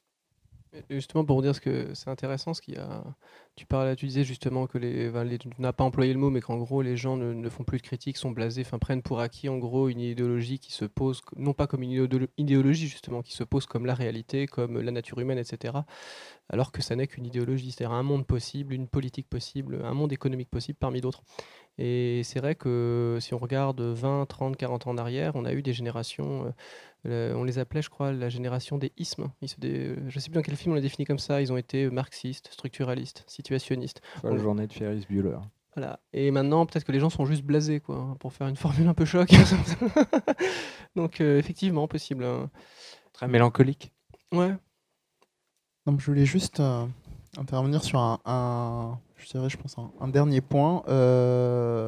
Yann, tu parlais tout à l'heure de rapport à l'objet jeu vidéo comme presque une forme concevoir le jeu vidéo qui pourrait être proche de l'artisanat. Et moi, c'est une hypothèse, une réflexion d'une hypothèse que je voulais partager avec vous, parce que je m'intéresse pas mal dans le cadre d'un cours que je donne sur culture et jeux vidéo, aux parallèles qui peuvent être faits avec le jeu vidéo, la production de jeux vidéo japonaise. Alors, le propre de ce cours, c'est déjà de défaire les étudiants que je peux avoir de l'idée que non, c'est une autre culture, donc forcément ça fonctionne autrement, toutes ces images exotiques qu'on peut avoir à l'esprit et compagnie. Donc l'idée que je veux vous expliquer, c'est pas l'intitulé du cours, mais vous dire que dans la production japonaise, on parlait au tout début donc de la conférence de ces attributions de décoration. On a parlé donc de Michel Ancel et Frédéric Reynal, historiquement, qui étaient les premiers. Et le troisième donc, du trio était Shigeru Miyamoto, donc, qui est ce créatif bien connu avec les équipes de Nintendo, hein, remettons les choses aussi dans l'histoire, a créé donc entre autres les Mario, les Zelda et bien d'autres productions, bien qu'il y ait une tendance assez japonaise à créditer les grands noms, des fois des fonctions auxquelles ils ont tout juste esquissé. Ce que je voulais expliquer, c'est que dans le champ de l'art, même j'ai eu l'occasion d'échanger avec des personnes qui travaillent dans des collaborations artistiques entre la France et le Japon.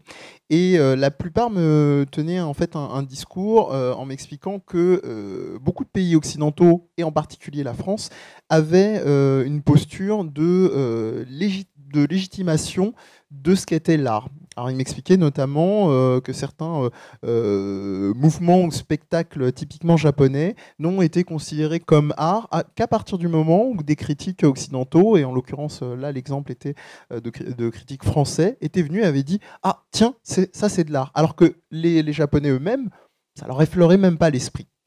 Alors pourquoi je vous dis ça? C'est que moi c'est peut-être une inquiétude, c'est pas une question non plus, c'est une affirmation, mais quand je vois le fait d'avoir récemment, je pousse la critique jusqu'au bout, adoubé Shigeru Miyamoto comme ça, plus ces types de fonctionnement où justement l'Occident valide ce qui est culture, ce qui est art, pour ceux que ça pourrait intéresser, il y a un auteur qui s'appelle George Steiner, qui a énormément écrit sur la question de l'état de la culture, le fait de blocs occidentaux qui viennent valider ce qu'est l'art, que les États-Unis sont devenus un peu un musée du monde. Mais voilà, le danger, c'est que dans la conception de la production japonaise, là aussi je caricature un petit peu, mais il y a une vision très, très artisanale. C'est une discussion que j'ai souvent avec des gens qui s'intéressent aux jeux vidéo, c'est ils vont pas forcément fonctionner avec un budget prévisionnel, etc., même si c'est très souvent le cas, mais il va pouvoir y avoir une tendance à tiens, là il n'y a pas ça, on va essayer de rajouter ça, on va essayer de trouver un budget supplémentaire.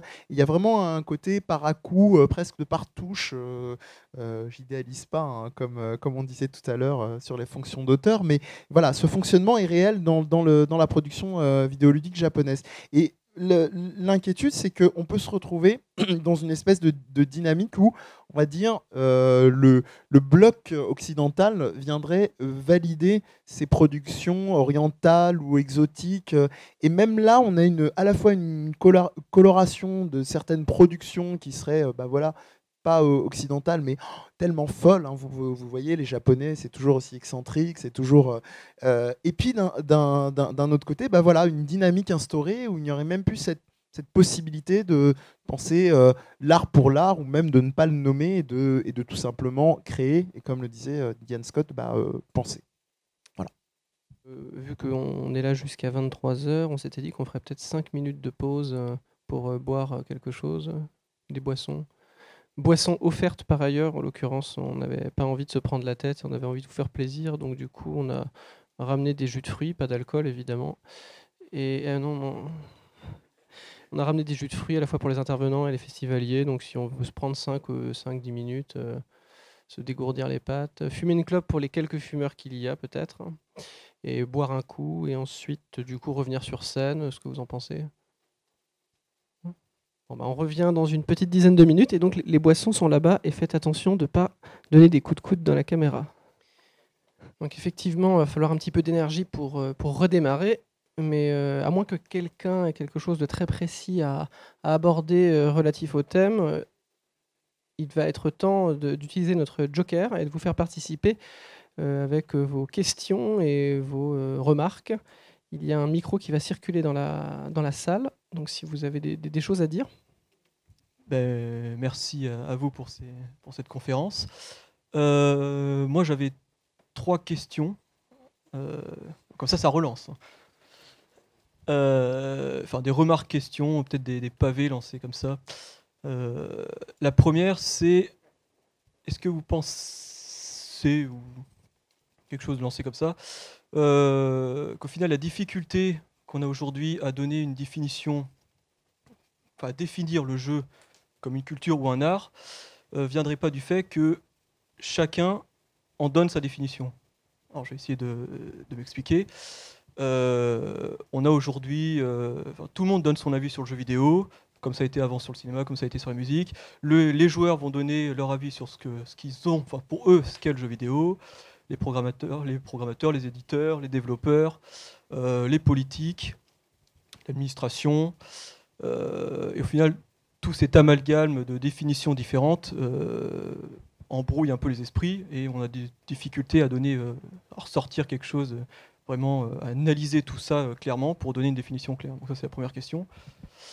La deuxième, et enfin, j'en ai déjà parlé avec Mehdi un peu, mais on pourra être poursuivi demain sur la conférence sur les enjeux de la recherche. Alors là, pour le cas de la France en tout cas, l'idée d'un jeu vidéo comme culture renaît en France 2002-2003. Donc 2002, le rapport Fabrice Friese en décembre 2002 à cause de la crise européenne du jeu vidéo, où pratiquement 10% des structures françaises ont été fermées.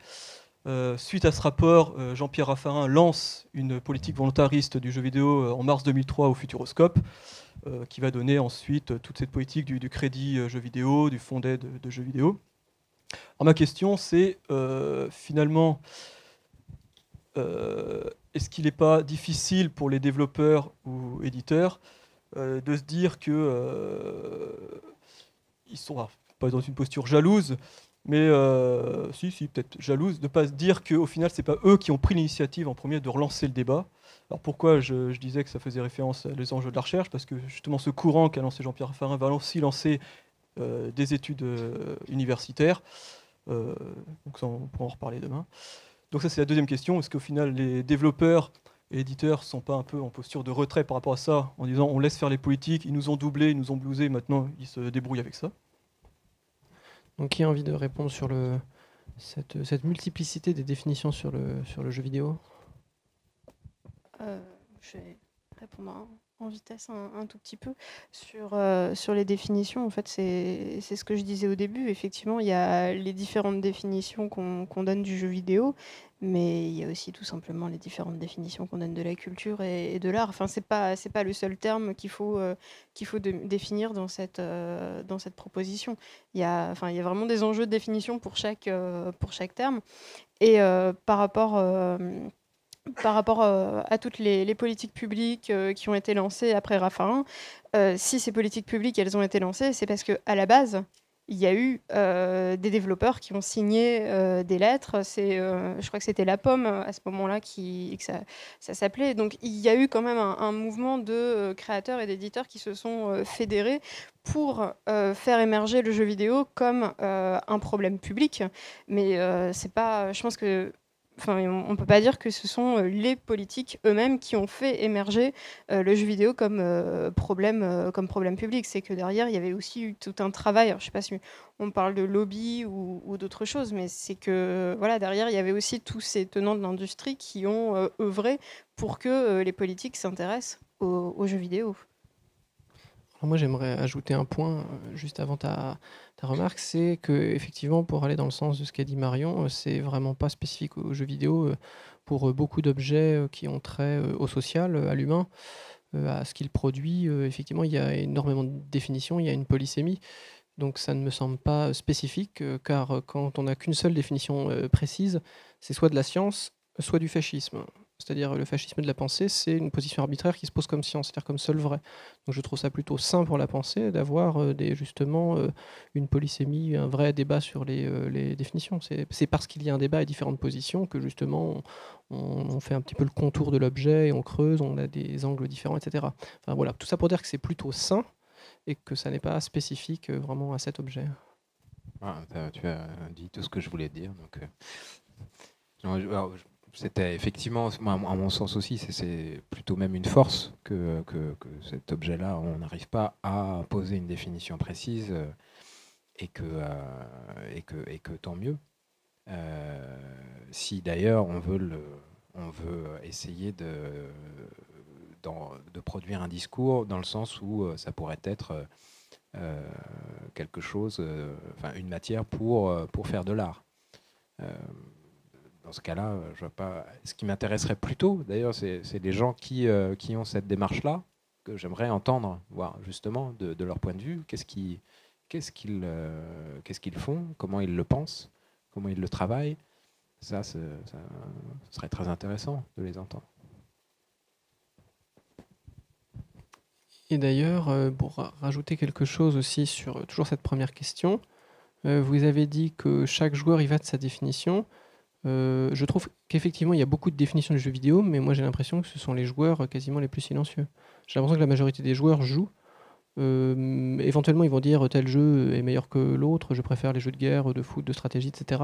Mais j'ai pas l'impression qu'on ait si souvent que ça un discours de définition du jeu vidéo. Enfin, moi, c'est pas l'expérience, c'est pas ce que je lis personnellement sur Internet. Il y a des discours sur quels sont les meilleurs jeux, une hiérarchie éventuellement de genre, de licence, mais j'ai pas l'impression que ce sont les joueurs les plus bavards de définition sur le sens du jeu vidéo. Est-ce qu'il y a une autre question ? Bonsoir, du coup merci pour les jus d'orange et la conférence bien sûr. J'avais envie de poser une question un tout petit peu troll, mais néanmoins assez intéressante, en me basant du coup sur Deleuze, roi des trolls, qui du coup en parlant de littérature parlait du coup en trollant très très fortement, parlait de la supériorité de la littérature anglo-américaine. Et du coup je me suis dit, est-ce qu'on pourrait pas éventuellement, sans jugement de valeur aucun, et du coup en prenant votre définition petite définition de l'art qui marchait très très bien, qui n'existe que en tant qu'elle cause des conflits et qu'elle cause des clivages d'opinion, est-ce qu'on pourrait éventuellement voir des héritages culturels différents, des traditions de développement de jeux, donc du coup on pourrait dire les jeux européens, les jeux américains, les jeux japonais, et éventuellement après subdiviser en genres de jeux. Est-ce qu'il y aurait certains qui du coup auraient plutôt une tendance plus facile à se hisser, ou du coup pour encore enlever les jugements de valeur, à se diriger vers un statut d'art plutôt que d'autres, du coup dans les provenances des jeux autant que dans les genres de jeux? S'ériger au statut d'art, je ne sais pas. Après, une empreinte culturelle, elle est évidente, mais il faut quand même, dans cette évidence-là, toute proportion gardée, il faut penser aussi dans quel système elle se déploie. Il y a un auteur qui s'appelle Hiroki Azuma, je crois, je ne suis pas certain pour le prénom, enfin peu importe, qui a écrit un ouvrage qui s'appelle Génération Otaku, et où il explique une de ses hypothèses, et que justement dans la constitution des jeux vidéo japonais, il y a un rapport évident au postmodernisme, mais le postmodernisme auquel les productions japonaises font référence est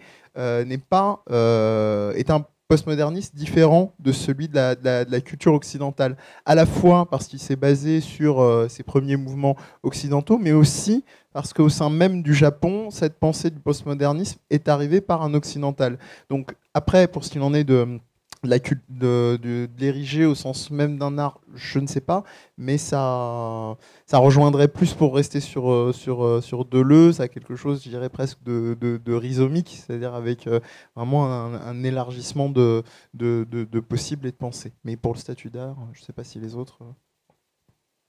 Enfin, moi j'aurais tendance à me dire... plus, si on veut faire une géographie, ce que je suis incapable de faire, mais il y en a qui réfléchissent à ça, il me semble, autour de d'un projet de recherche, dont je ne me rappelle plus, autour de Mathieu Triclot, je crois qu'il y avait des gens qui essayaient de... Comment ? Oui, c'est ça, de l'U-d'espace, ouais. Il me semble qu'ils essayaient de faire une géographie du jeu vidéo.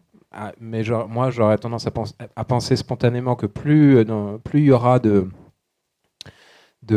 comme justement cette star de la soirée nous y incite à l'entropie, plus il y aura de tentatives de diffusion de ces outils et de personnes, d'individus qui s'en saisiront pour créer des choses très isolées, très... Et à mon avis, c'est là-dessus, c'est là qu'on pourra voir justement on pourrait parler pour un jeu vidéo mineur, hein, pour reprendre justement l'analogie avec Deleuze. Je pense que c'est là qu'on verra peut-être surgir des choses assez surprenantes, plutôt que effectivement dans des régions où le rapport de force, où l'industrie sera beaucoup plus importante et régira tout la création. Donc, c'est comme ça que moi j'aurais tendance à penser.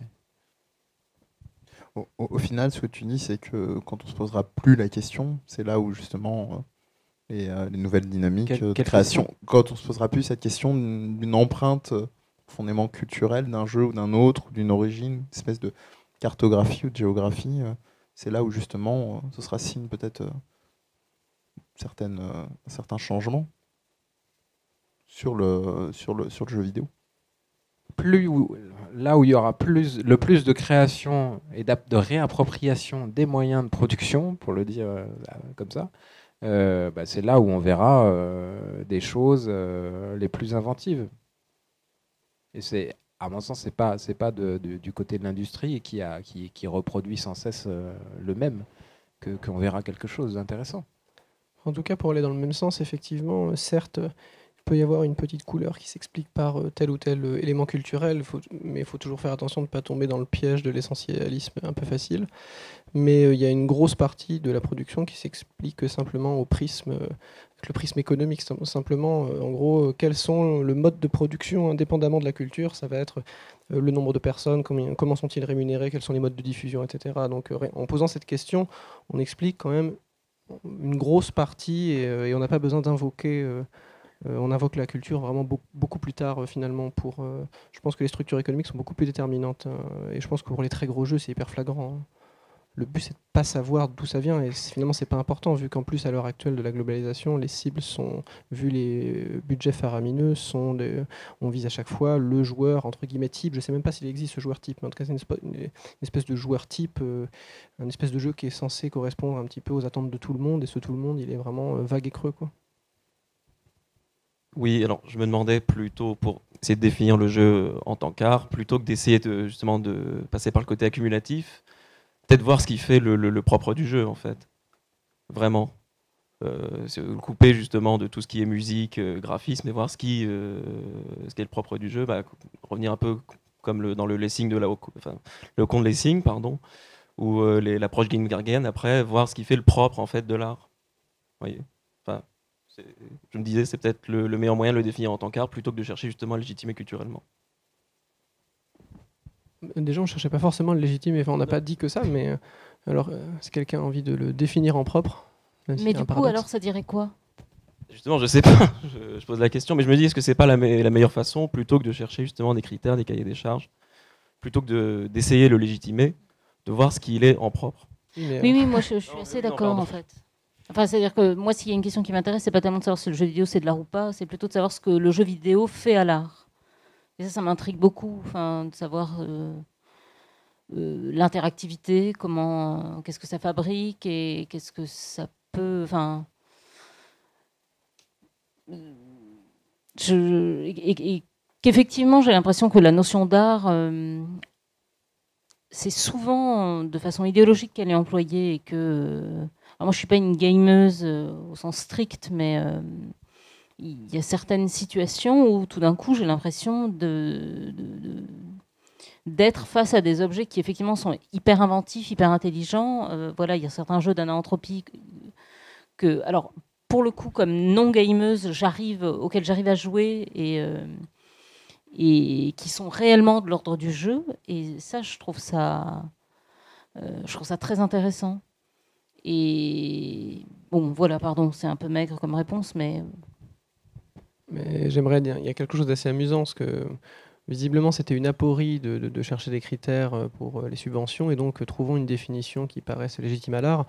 Quels sont les critères du coup ? En fait, on risque de tomber dans un raisonnement qui va être assez similaire, c'est-à-dire qu'on cherche une définition des critères intangibles qui vont faire que tous les jeux tous les jeux, un certain nombre d'objets vont être qualifiés de jeux vidéo, mais c'est toujours très aporétique comme démarche, car il faut déjà un corpus d'objets dégagés comme étant des jeux vidéo. C'est toujours le problème, c'est-à-dire que on va à un corpus et on va dire, voilà, avec ce corpus, bon, j'essaie de dégager des similitudes. Mais comment j'ai fait ce corpus? J'avais déjà une définition pour faire ce classement, donc c'est un travail perpétuel. Je ne sais pas si l'intérêt, c'est de poser ad vitam aeternam une définition intangible qui va exclure ou inclure. Mais de fait, on le fait, que ce soit à l'université ou partout. On classe a priori, et ensuite on classe a posteriori en essayant de rationaliser le classement qu'on a fait, parfois malgré nous en l'occurrence. Mais ça, c'est la première chose. Et la deuxième chose, je l'ai oublié. Donc, si quelqu'un a envie de réagir à ça, ou si quelqu'un a une autre question. Alors moi, c'est pas franchement une question, c'est plus une réponse à une question qui était posée tout à l'heure, à savoir quels critères on mettrait pour définir le jeu vidéo comme un objet culturel. Moi, je mettrais un des critères que je mettrais, est-ce que le jeu en tant que tel peut amener le joueur à se poser des questions et à aller chercher des informations ailleurs.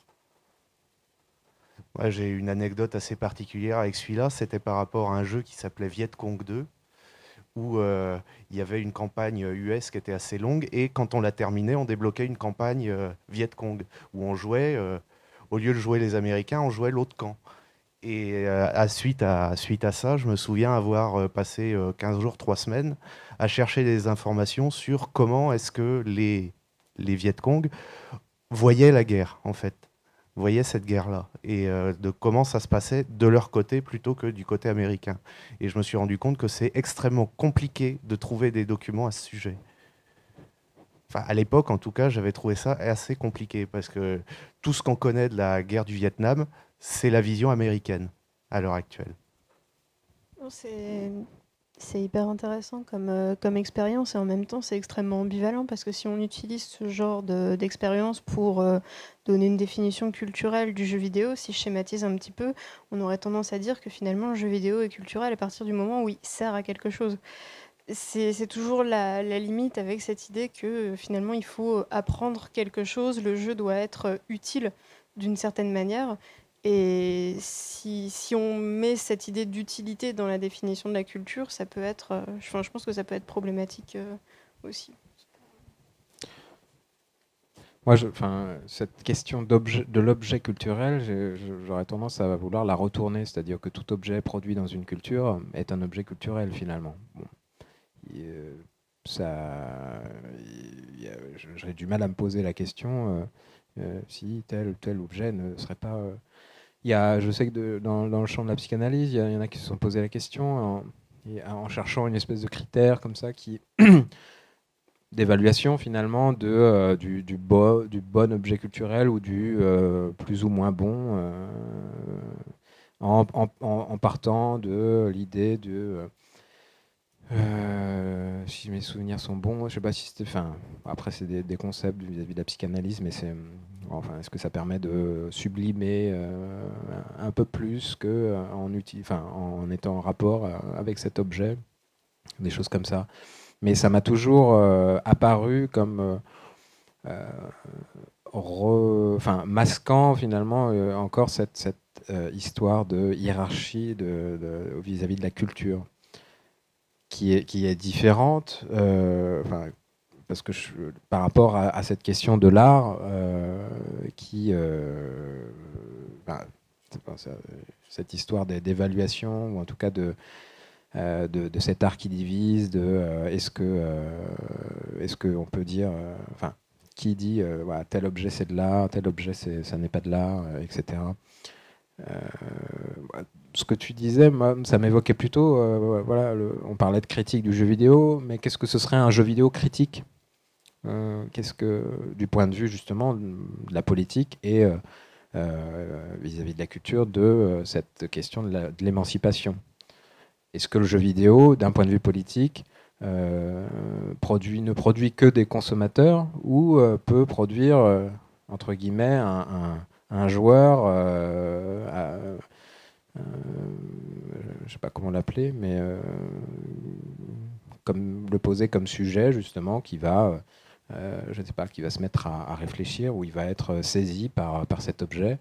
Et justement, c'est plutôt là quand il va se dire, tiens, il se passe quelque chose là avec cet objet, ça a produit quelque chose en moi qui peut-être m'a divisé, comme a dit Mehdi, et je vais me mettre je vais me mettre en mouvement, quoi, pour aller, je sais pas, chercher de l'information ou réfléchir à qu'est-ce qui s'est passé avec cet objet-là, quoi.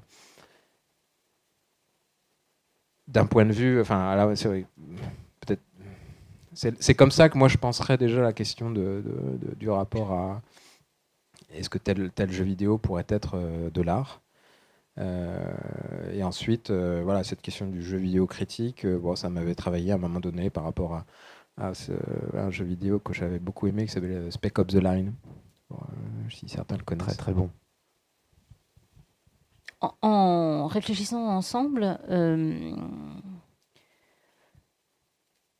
moi, je me disais que je remplacerais volontiers cette question que je trouve définitivement totalement idéologique et de savoir si le jeu vidéo c'est de l'art, par une autre question, ou de savoir si c'est de la culture, qui sont effectivement pas les mêmes questions, mais qui sont pas très intéressantes au final. Enfin, ça nous fait travailler, mais c'est pas, les réponses sont pas, c'est pas. Je me demande, moi, la vraie question en fait que j'aimerais poser, c'est plutôt, est-ce que le jeu vidéo c'est du jeu? Dans quelle mesure c'est du jeu? Et c'est quoi le jeu? Parce que ça, on se la pose pas cette question-là. Mais alors, me positionnant effectivement tout à l'heure comme non gameuse, bien qu'à l'occasion j'essaye de jouer, mais qu'effectivement je trouve que ça demande une discipline et une éducation pour le coup. Et une somme d'acquisitions, d'habiletés techniques qui sont quand même très décourageantes. Enfin, moi, ça m'a découragée pour beaucoup de choses. Et donc, ça me tient très loin. En fait, si j'allais au bout, je poserais de façon un peu polémique que le jeu vidéo, pour moi, c'est hyper élitiste. C'est-à-dire qu'en fait, ça concerne une minorité de gens qui ont le loisir de déjà se donner les moyens de jouer. Parce qu'en fait, une manette, c'est vraiment... Enfin, moi, j'y arrive pas. Mais, parenthèse, il y a des tas de jeux qui, pour moi, ne sont pas du jeu, qui ne sont pas du tout de l'ordre de la dépense, de la détente. C'est quelque chose qui est pas du tout de l'ordre du jeu. Et donc, en fait, je poserais volontiers la question de savoir c'est quoi le jeu. Enfin, ça a l'air d'une question complètement bateau, hein, mais aujourd'hui, alors pour la resituer de façon plus serrée, si le loisir s'est pris dans des déterminations économiques et sociales qui font que la plupart du temps, c'est là pour nous faire avaler la pilule du travail salarié qu'on a plus ou moins choisi, mais qu'on est quand même majoritairement contraint d'endurer pour pouvoir vivre ou survivre, et que la consommation culturelle, elle est finalement prise dans cette logique-là qui est de supporter la vie. Le jeu vidéo, c'est quoi là-dedans? Est-ce que c'est aussi une consommation compensatoire, ce que sont, je pense, la plupart des blockbusters, que ce soit du jeu, du cinéma ou de la littérature? C'est juste pour arrêter de penser? Ou alors, si c'est véritablement du jeu, est-ce que c'est pas autre chose? En fait, il y a une connexion, je pense, entre le jeu et la pensée. Et que le vrai jeu, eh ben, c'est pas quelque chose qui est là pour nous empêcher de penser. Bon, vous voyez dans quel sens je veux aller? Oui, c'est très large, mais effectivement, au début de ton propos, parce que quand j'ai failli réagir, en fait, tu as continué ton propos, donc je vais réagir déjà à mi-propos. C'était sur le jeu, effectivement, mais c'est vrai qu'il y a une tendance, une pente naturelle du jeu vidéo, si on regarde les pratiques que font les joueurs des jeux vidéo, si on reprend, ça a plein de sens, jeu, mais si on prend deux tendances, on va dire, prenons un jeu de société, entre le jouer pour prendre du plaisir, être avec ses amis, pour prendre du bon temps, prendre du plaisir, et l'autre qui va être, si on prend une définition très formaliste du jeu vidéo comme un ensemble de règles, essayer de bien appliquer les règles et trouver des stratégies optimales, et ça donne en gros à terme, c'est le jeu compétitif, plus ou moins compétitif, c'est-à-dire que qu'on soit en multijoueur ou en solo, c'est un jeu de la performance en gros, c'est l'idée d'être performant. Et c'est ce que Laurent Tremel dit dans un certain nombre de ses textes. Il dit que la plupart beaucoup, je ne sais plus s'il dit la plupart ou tous les jeux vidéo, moi je vais dire la plupart, sont le reflet de l'idéologie dominante, quoi. En ce sens, en l'occurrence le capitalisme. C'est-à-dire où effectivement c'est une manière très particulière de jouer. On peut jouer de plein de manières et ce qui a l'air de dominer, c'est la domination, la compétition, l'accumulation. C'est une manière de jouer très particulière. Et c'est très intéressant quand on se retrouve à jouer à un jeu de société avec des gens qui ont des profils différents. Bon, je vais dire que ça c'est le profil majoritaire et moi c'est mon profil de joueur quand je joue à un jeu de société. Par ailleurs je suis quelqu'un de très sympa mais quand je joue je suis vraiment une ordure. Mais disons que c'est intéressant de se retrouver avec quelqu'un de dissonant. J'aime bien la notion de dissonance parce que je sais pas, pareil, si le jeu vidéo c'est de l'art, je m'en fiche à peu près. Mais quand on par rapport à la culture, par contre, ce qui me semble intéressant, et pour faire le lien avec les choses qui ont été dites précédemment, dans une vision non verticale de la culture, c'est-à-dire on a un ensemble de discours qui vont toucher les individus et qui vont avoir un impact sur leurs croyances et leur manière de se comporter. C'est-à-dire en gros ça éduque, le jeu vidéo qu'on le veuille ou non, alors je ne sais pas comment, mais en tout cas il y a un certain nombre de discours et il est important justement pour revenir sur le fait par exemple que ce soit un vecteur idéologique, qu'on ait toujours un petit peu les mêmes discours américano-centrés parce que ces jeux sont produits aux États-Unis, il est important de multiplier les discours dissonants au sens... qui vont à contre-courant pour justement avoir tout un panel pour révéler l'objet, un petit peu comme si on avait différents angles sur un même objet. Enfin, à force de n'avoir que le même discours, en fait, c'est de l'idéologie, c'est du matraquage. Et l'idée, justement, ce que j'aime bien, la notion de critique, pour moi, la critique, c'est la dissonance. En ce sens, c'est le discours... pourquoi il est critique? Simplement parce que c'est le discours minoritaire à un moment donné de l'histoire sociale et économique. C'est-à-dire que c'est le discours, on va dire que là, le discours majoritaire, ça va être les discours libéraux et capitalistes. Et pourquoi d'autres discours vont être critiques? C'est des discours justement qui proposent autre chose. Mais pourquoi ils proposent autre chose? Parce que cette chose, elle n'est pas encore advenue. Je ne sais pas si elle deviendra, mais en tout cas, elle n'est pas là. Donc en tout cas, on propose autre chose, simplement, pour au moins proposer aux gens un choix. C'est-à-dire que quand on a une idéologie qui se pose comme science, c'est du fascisme, on n'a pas de choix. En fait, les gens, on leur donne des dragées, on les bourre un petit peu comme des oies. L'idée, c'est d'avoir justement, en ce sens, une critique et des jeux qui multiplient des discours, au moins pour que les gens aient le choix des discours qu'ils choisissent. Un minimum, on va dire, quitte à ce que finalement ils choisissent le discours dominant, mais au moins qu'ils aient eu ces différents discours. Moi, je vais essayer de répondre de deux façons, de manière scolaire, c'est-à-dire en restant dans l'intitulé de la conférence.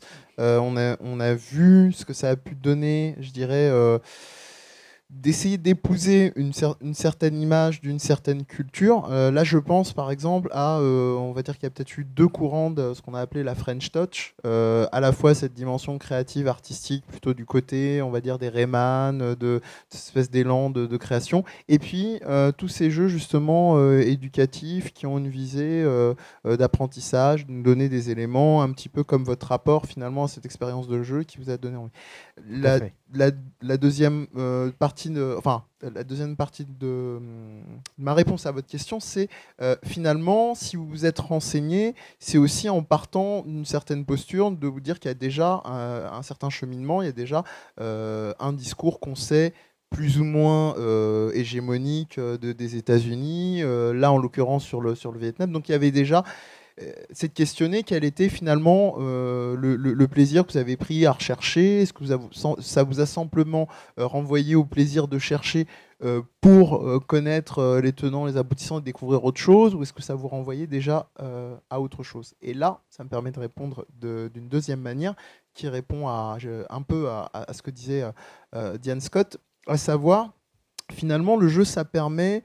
ce qu'on disait tout à l'heure, de cliver une certaine dissonance en soi et de renvoyer finalement à ce qui peut nous paraître comme étant une étrangeté.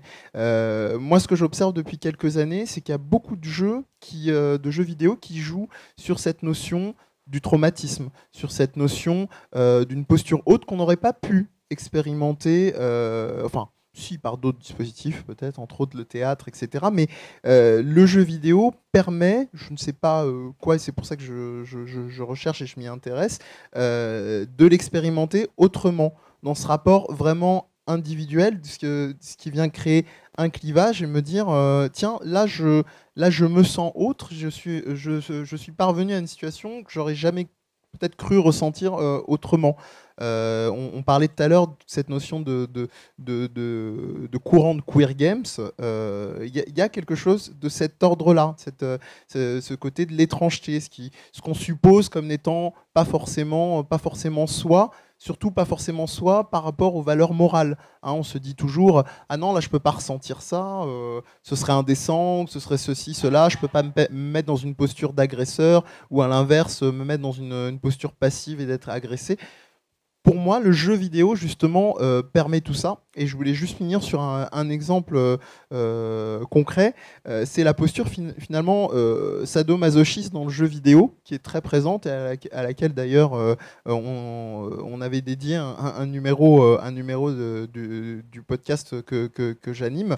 On se retrouve, c'est une remarque d'un des, je crois, qui était le responsable du jeu Dark Souls, qui expliquait, finalement, on lui disait, mais vous devez être un peu sadique, quand même, sur les bords pour créer des jeux, parce que le jeu est réputé pour sa difficulté très très élevée. Vous devez être un peu sadique sur les bords pour créer finalement ce type de jeu avec une difficulté aussi élevée. Il dit pas du tout. Moi, c'est un rapport masochiste que j'avais au jeu, au sens où je n'ai jamais trouvé une expérience de jeu qui m'a permis de ressentir cette difficulté-là. J'ai jamais trouvé un jeu suffisamment dur où je me suis dit tiens, là j'en peux plus, le type qui a créé le jeu, c'est un vrai sadique patenté. Et je pense que c'est vraiment de cet ordre-là. Bon, j'aurais d'autres exemples. Un dernier pour la route, qui est un article du Journal of c'est Video Game Criticism, je crois, qui est en fait un auteur qui théorise sur justement le sadomasochisme et ce qu'il a nommé le concept de Uncanny Valley, qui est la vallée de l'étrange, ou de l'étrangeté, et qui en fait est un concept qui est emprunté à la robotique. Et où on sait qu'il y a beaucoup de recherches justement sur ce rapport à l'étrangeté, à se sentir autre. C'est-à-dire que ce principe de la vallée de l'étrange, c'est se dire les robots, c'est tolérable à partir du moment où ils ont des traits qui se rapprochent de l'être humain. C'est rigolo, ça nous ressemble. Mais à partir du moment où on ne distingue plus, ça devient inquiétant. Et on voit ça dans plein de séries télé récentes, comme Real Humans, ou des choses de ce type-là. Le jeu vidéo, je trouve, permet vraiment cette possibilité d'autre et d'étrangeté qu'on retrouve difficilement dans d'autres œuvres et dans d'autres arts, s'il faut rester académique ou simple. Est-ce qu'il y a une autre question ? Oui. Alors, j'aurais une question qui parle du rapport entre la procédure en tant que forme artistique et le jeu, et en particulier le jeu vidéo, puisque c'est adapté. Donc je contextualise un petit peu pour que ce soit plus clair. Le fait est que, je n'ai plus de date en tête, mais il y a un nombre d'années assez certain, on a fait un robot qui crache des boules de peinture sur des toiles. Et il est assez évident que le robot n'est pas artistique en lui-même parce que c'est un outil d'ingénierie assez basique, ni les toiles parce qu'en soi c'est des boules de peinture aléatoires, mais ce qui était artistique dans ce phénomène, c'était la procédure elle-même qui avait quelque chose d'artistique, puisque le robot créait, en fait, et ça questionnait la notion de création humaine, etc. Bon. Le fait est que le jeu vidéo, de par sa nature, est basé sur une procédure en elle-même, qui après se transforme en expérience lorsqu'elle est exécutée et interagit avec le joueur. Le jeu normal est déjà une forme de prémisse de procédure, puisque ça induit des règles, des séquences, des choses comme ça. Donc voilà, j'aimerais avoir votre avis, savoir comment, selon vous, dans la définition du jeu en tant que forme artistique, ou le fait de l'appeler comme ça, le fait que déjà la procédure soit une forme artistique reconnue, notamment évoquée dans une thèse en art et sciences de l'art que je trouve intéressante, qui s'appelle « Poétique et procédure pour une esthétique de la boîte noire », qui parle de l'abandon partiel de l'auteur à son œuvre, ce qui se reconnaît énormément dans les jeux, puisque chaque créateur de jeu abandonne son œuvre au joueur à un moment donné. Donc j'aimerais savoir justement comment, selon vous, ça s'articule avec le jeu vidéo, et comment ça peut être traité dans ces choses-là, et savoir si ça a été exploité jusqu'à présent de façon insoupçonnée par moi-même. Vous avez l'air d'être plus savant que nous sur cette question. Moi, ça me faisait penser à la poésie, à l'Oulipo. Cette question de la procédure qui peut se retrouver finalement dans d'autres champs. L'utilisation de la contrainte, de se poser finalement, est-ce qu'on ne peut pas penser telle ou telle contrainte qu'on s'impose dans, je sais pas, la peinture, le théâtre, comme une forme de procédure à suivre et dont on va devoir jouer pour produire quelque chose.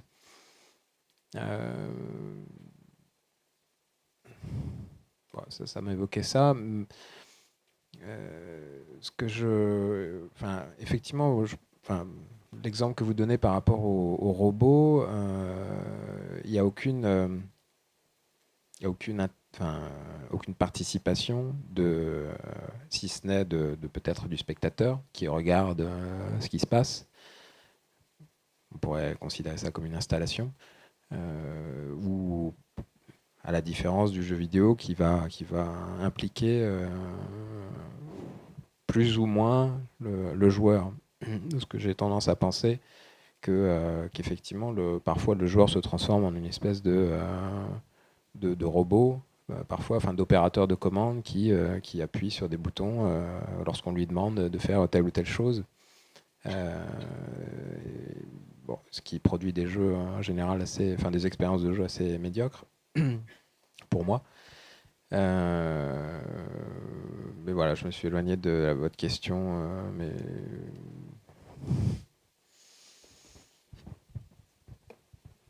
non, pour rebondir à ce que tu dis par rapport aux procédures, ça me rappelle aussi beaucoup la notion de performance en fait.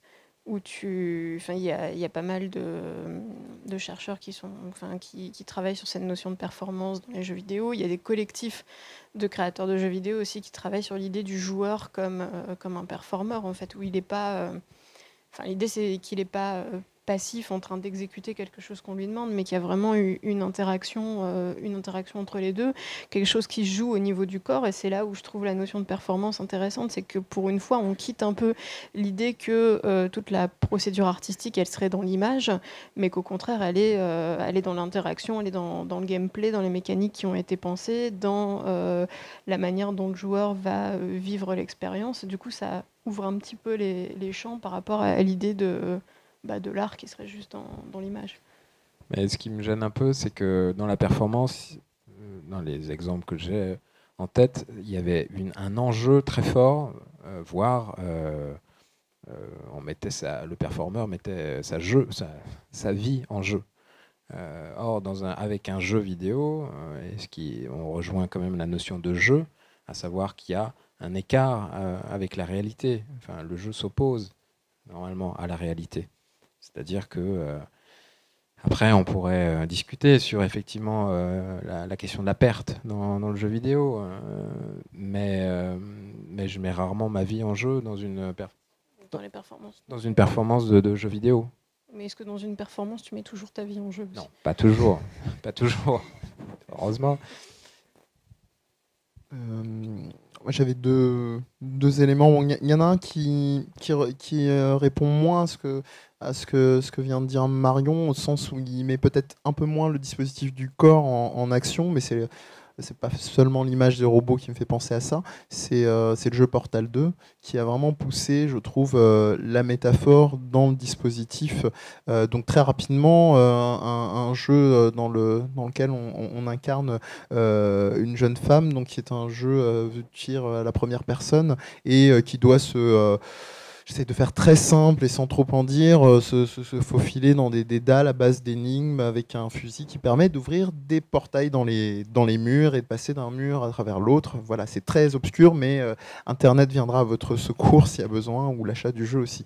Tout ça pour dire que dans le jeu, il y a une expérience en fait en coopération qui permet justement d'incarner deux robots et non plus cette héroïne dont je parlais juste auparavant. Et lors de cette expérience-là, il y a vraiment cette dimension où on a des commentaires d'une espèce d'entité centrale qui est connue de ceux qui ont fait le jeu, qui ponctue de commentaires du type « Ah tiens, le joueur 1 a fait une action extrêmement plus réussie et aboutie que le joueur 2, il gagne donc 5 points, etc. » Et ce qui est très intéressant dans ce jeu-là, et on sort un petit peu de ce que disait Yann tout à l'heure sur le fait que finalement on se retrouve qu'avec des jeux basés sur une certaine performance. Ce jeu-là, à mon sens, surtout dans cette coopération-là, il entretient les deux. C'est-à-dire qu'il entretient à la fois le doute dans la coopération, parce que cette histoire de chiffres, ça peut intriguer quelqu'un qui est très compétitif et de se dire mais comment ça, t'as eu 5 points de plus que moi, puis l'autre de lui répondre non mais on est en train de jouer ensemble là. Enfin, c'est très intéressant, quoi. Il y a presque quelque chose de l'ordre du conditionnement, une espèce d'étude en cache de rat, très cognitif, etc. Mais en même temps, il y a cette capacité à la dépasser par l'expérience du jeu. Ça, c'est un exemple. L'autre exemple, qui malheureusement est en train de m'échapper,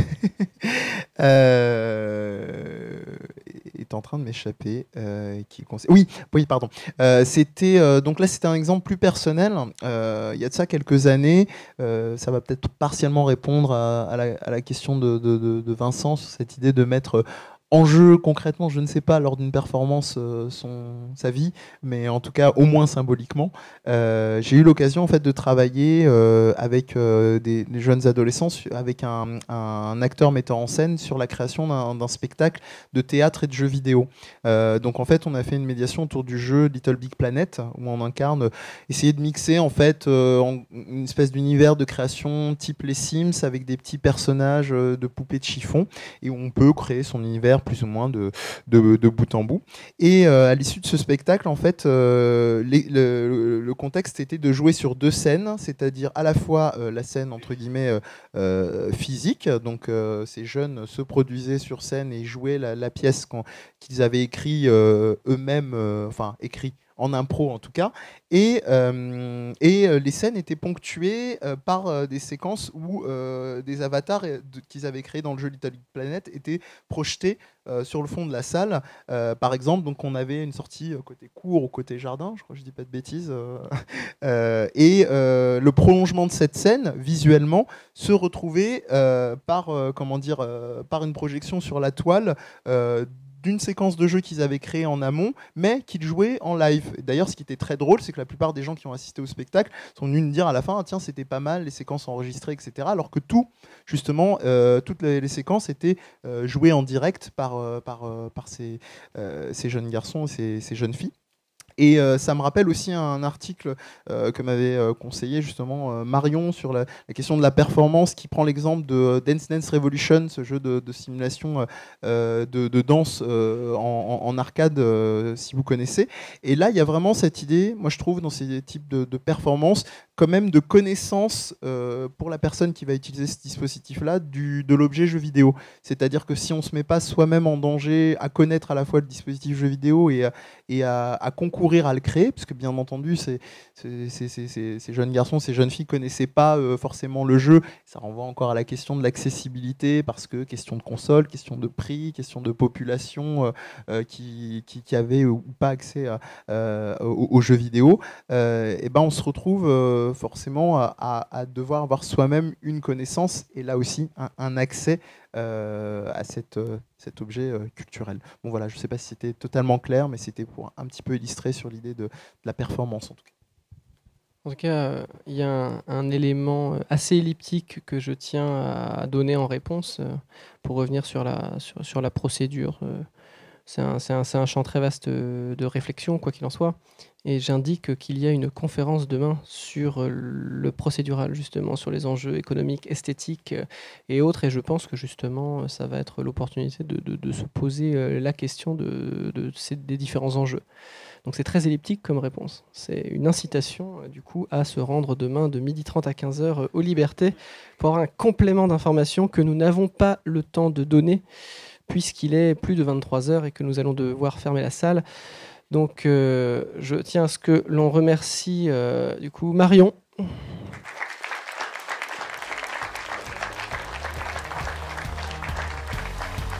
Mehdi,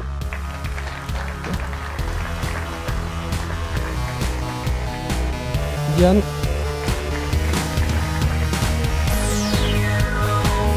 Vincent,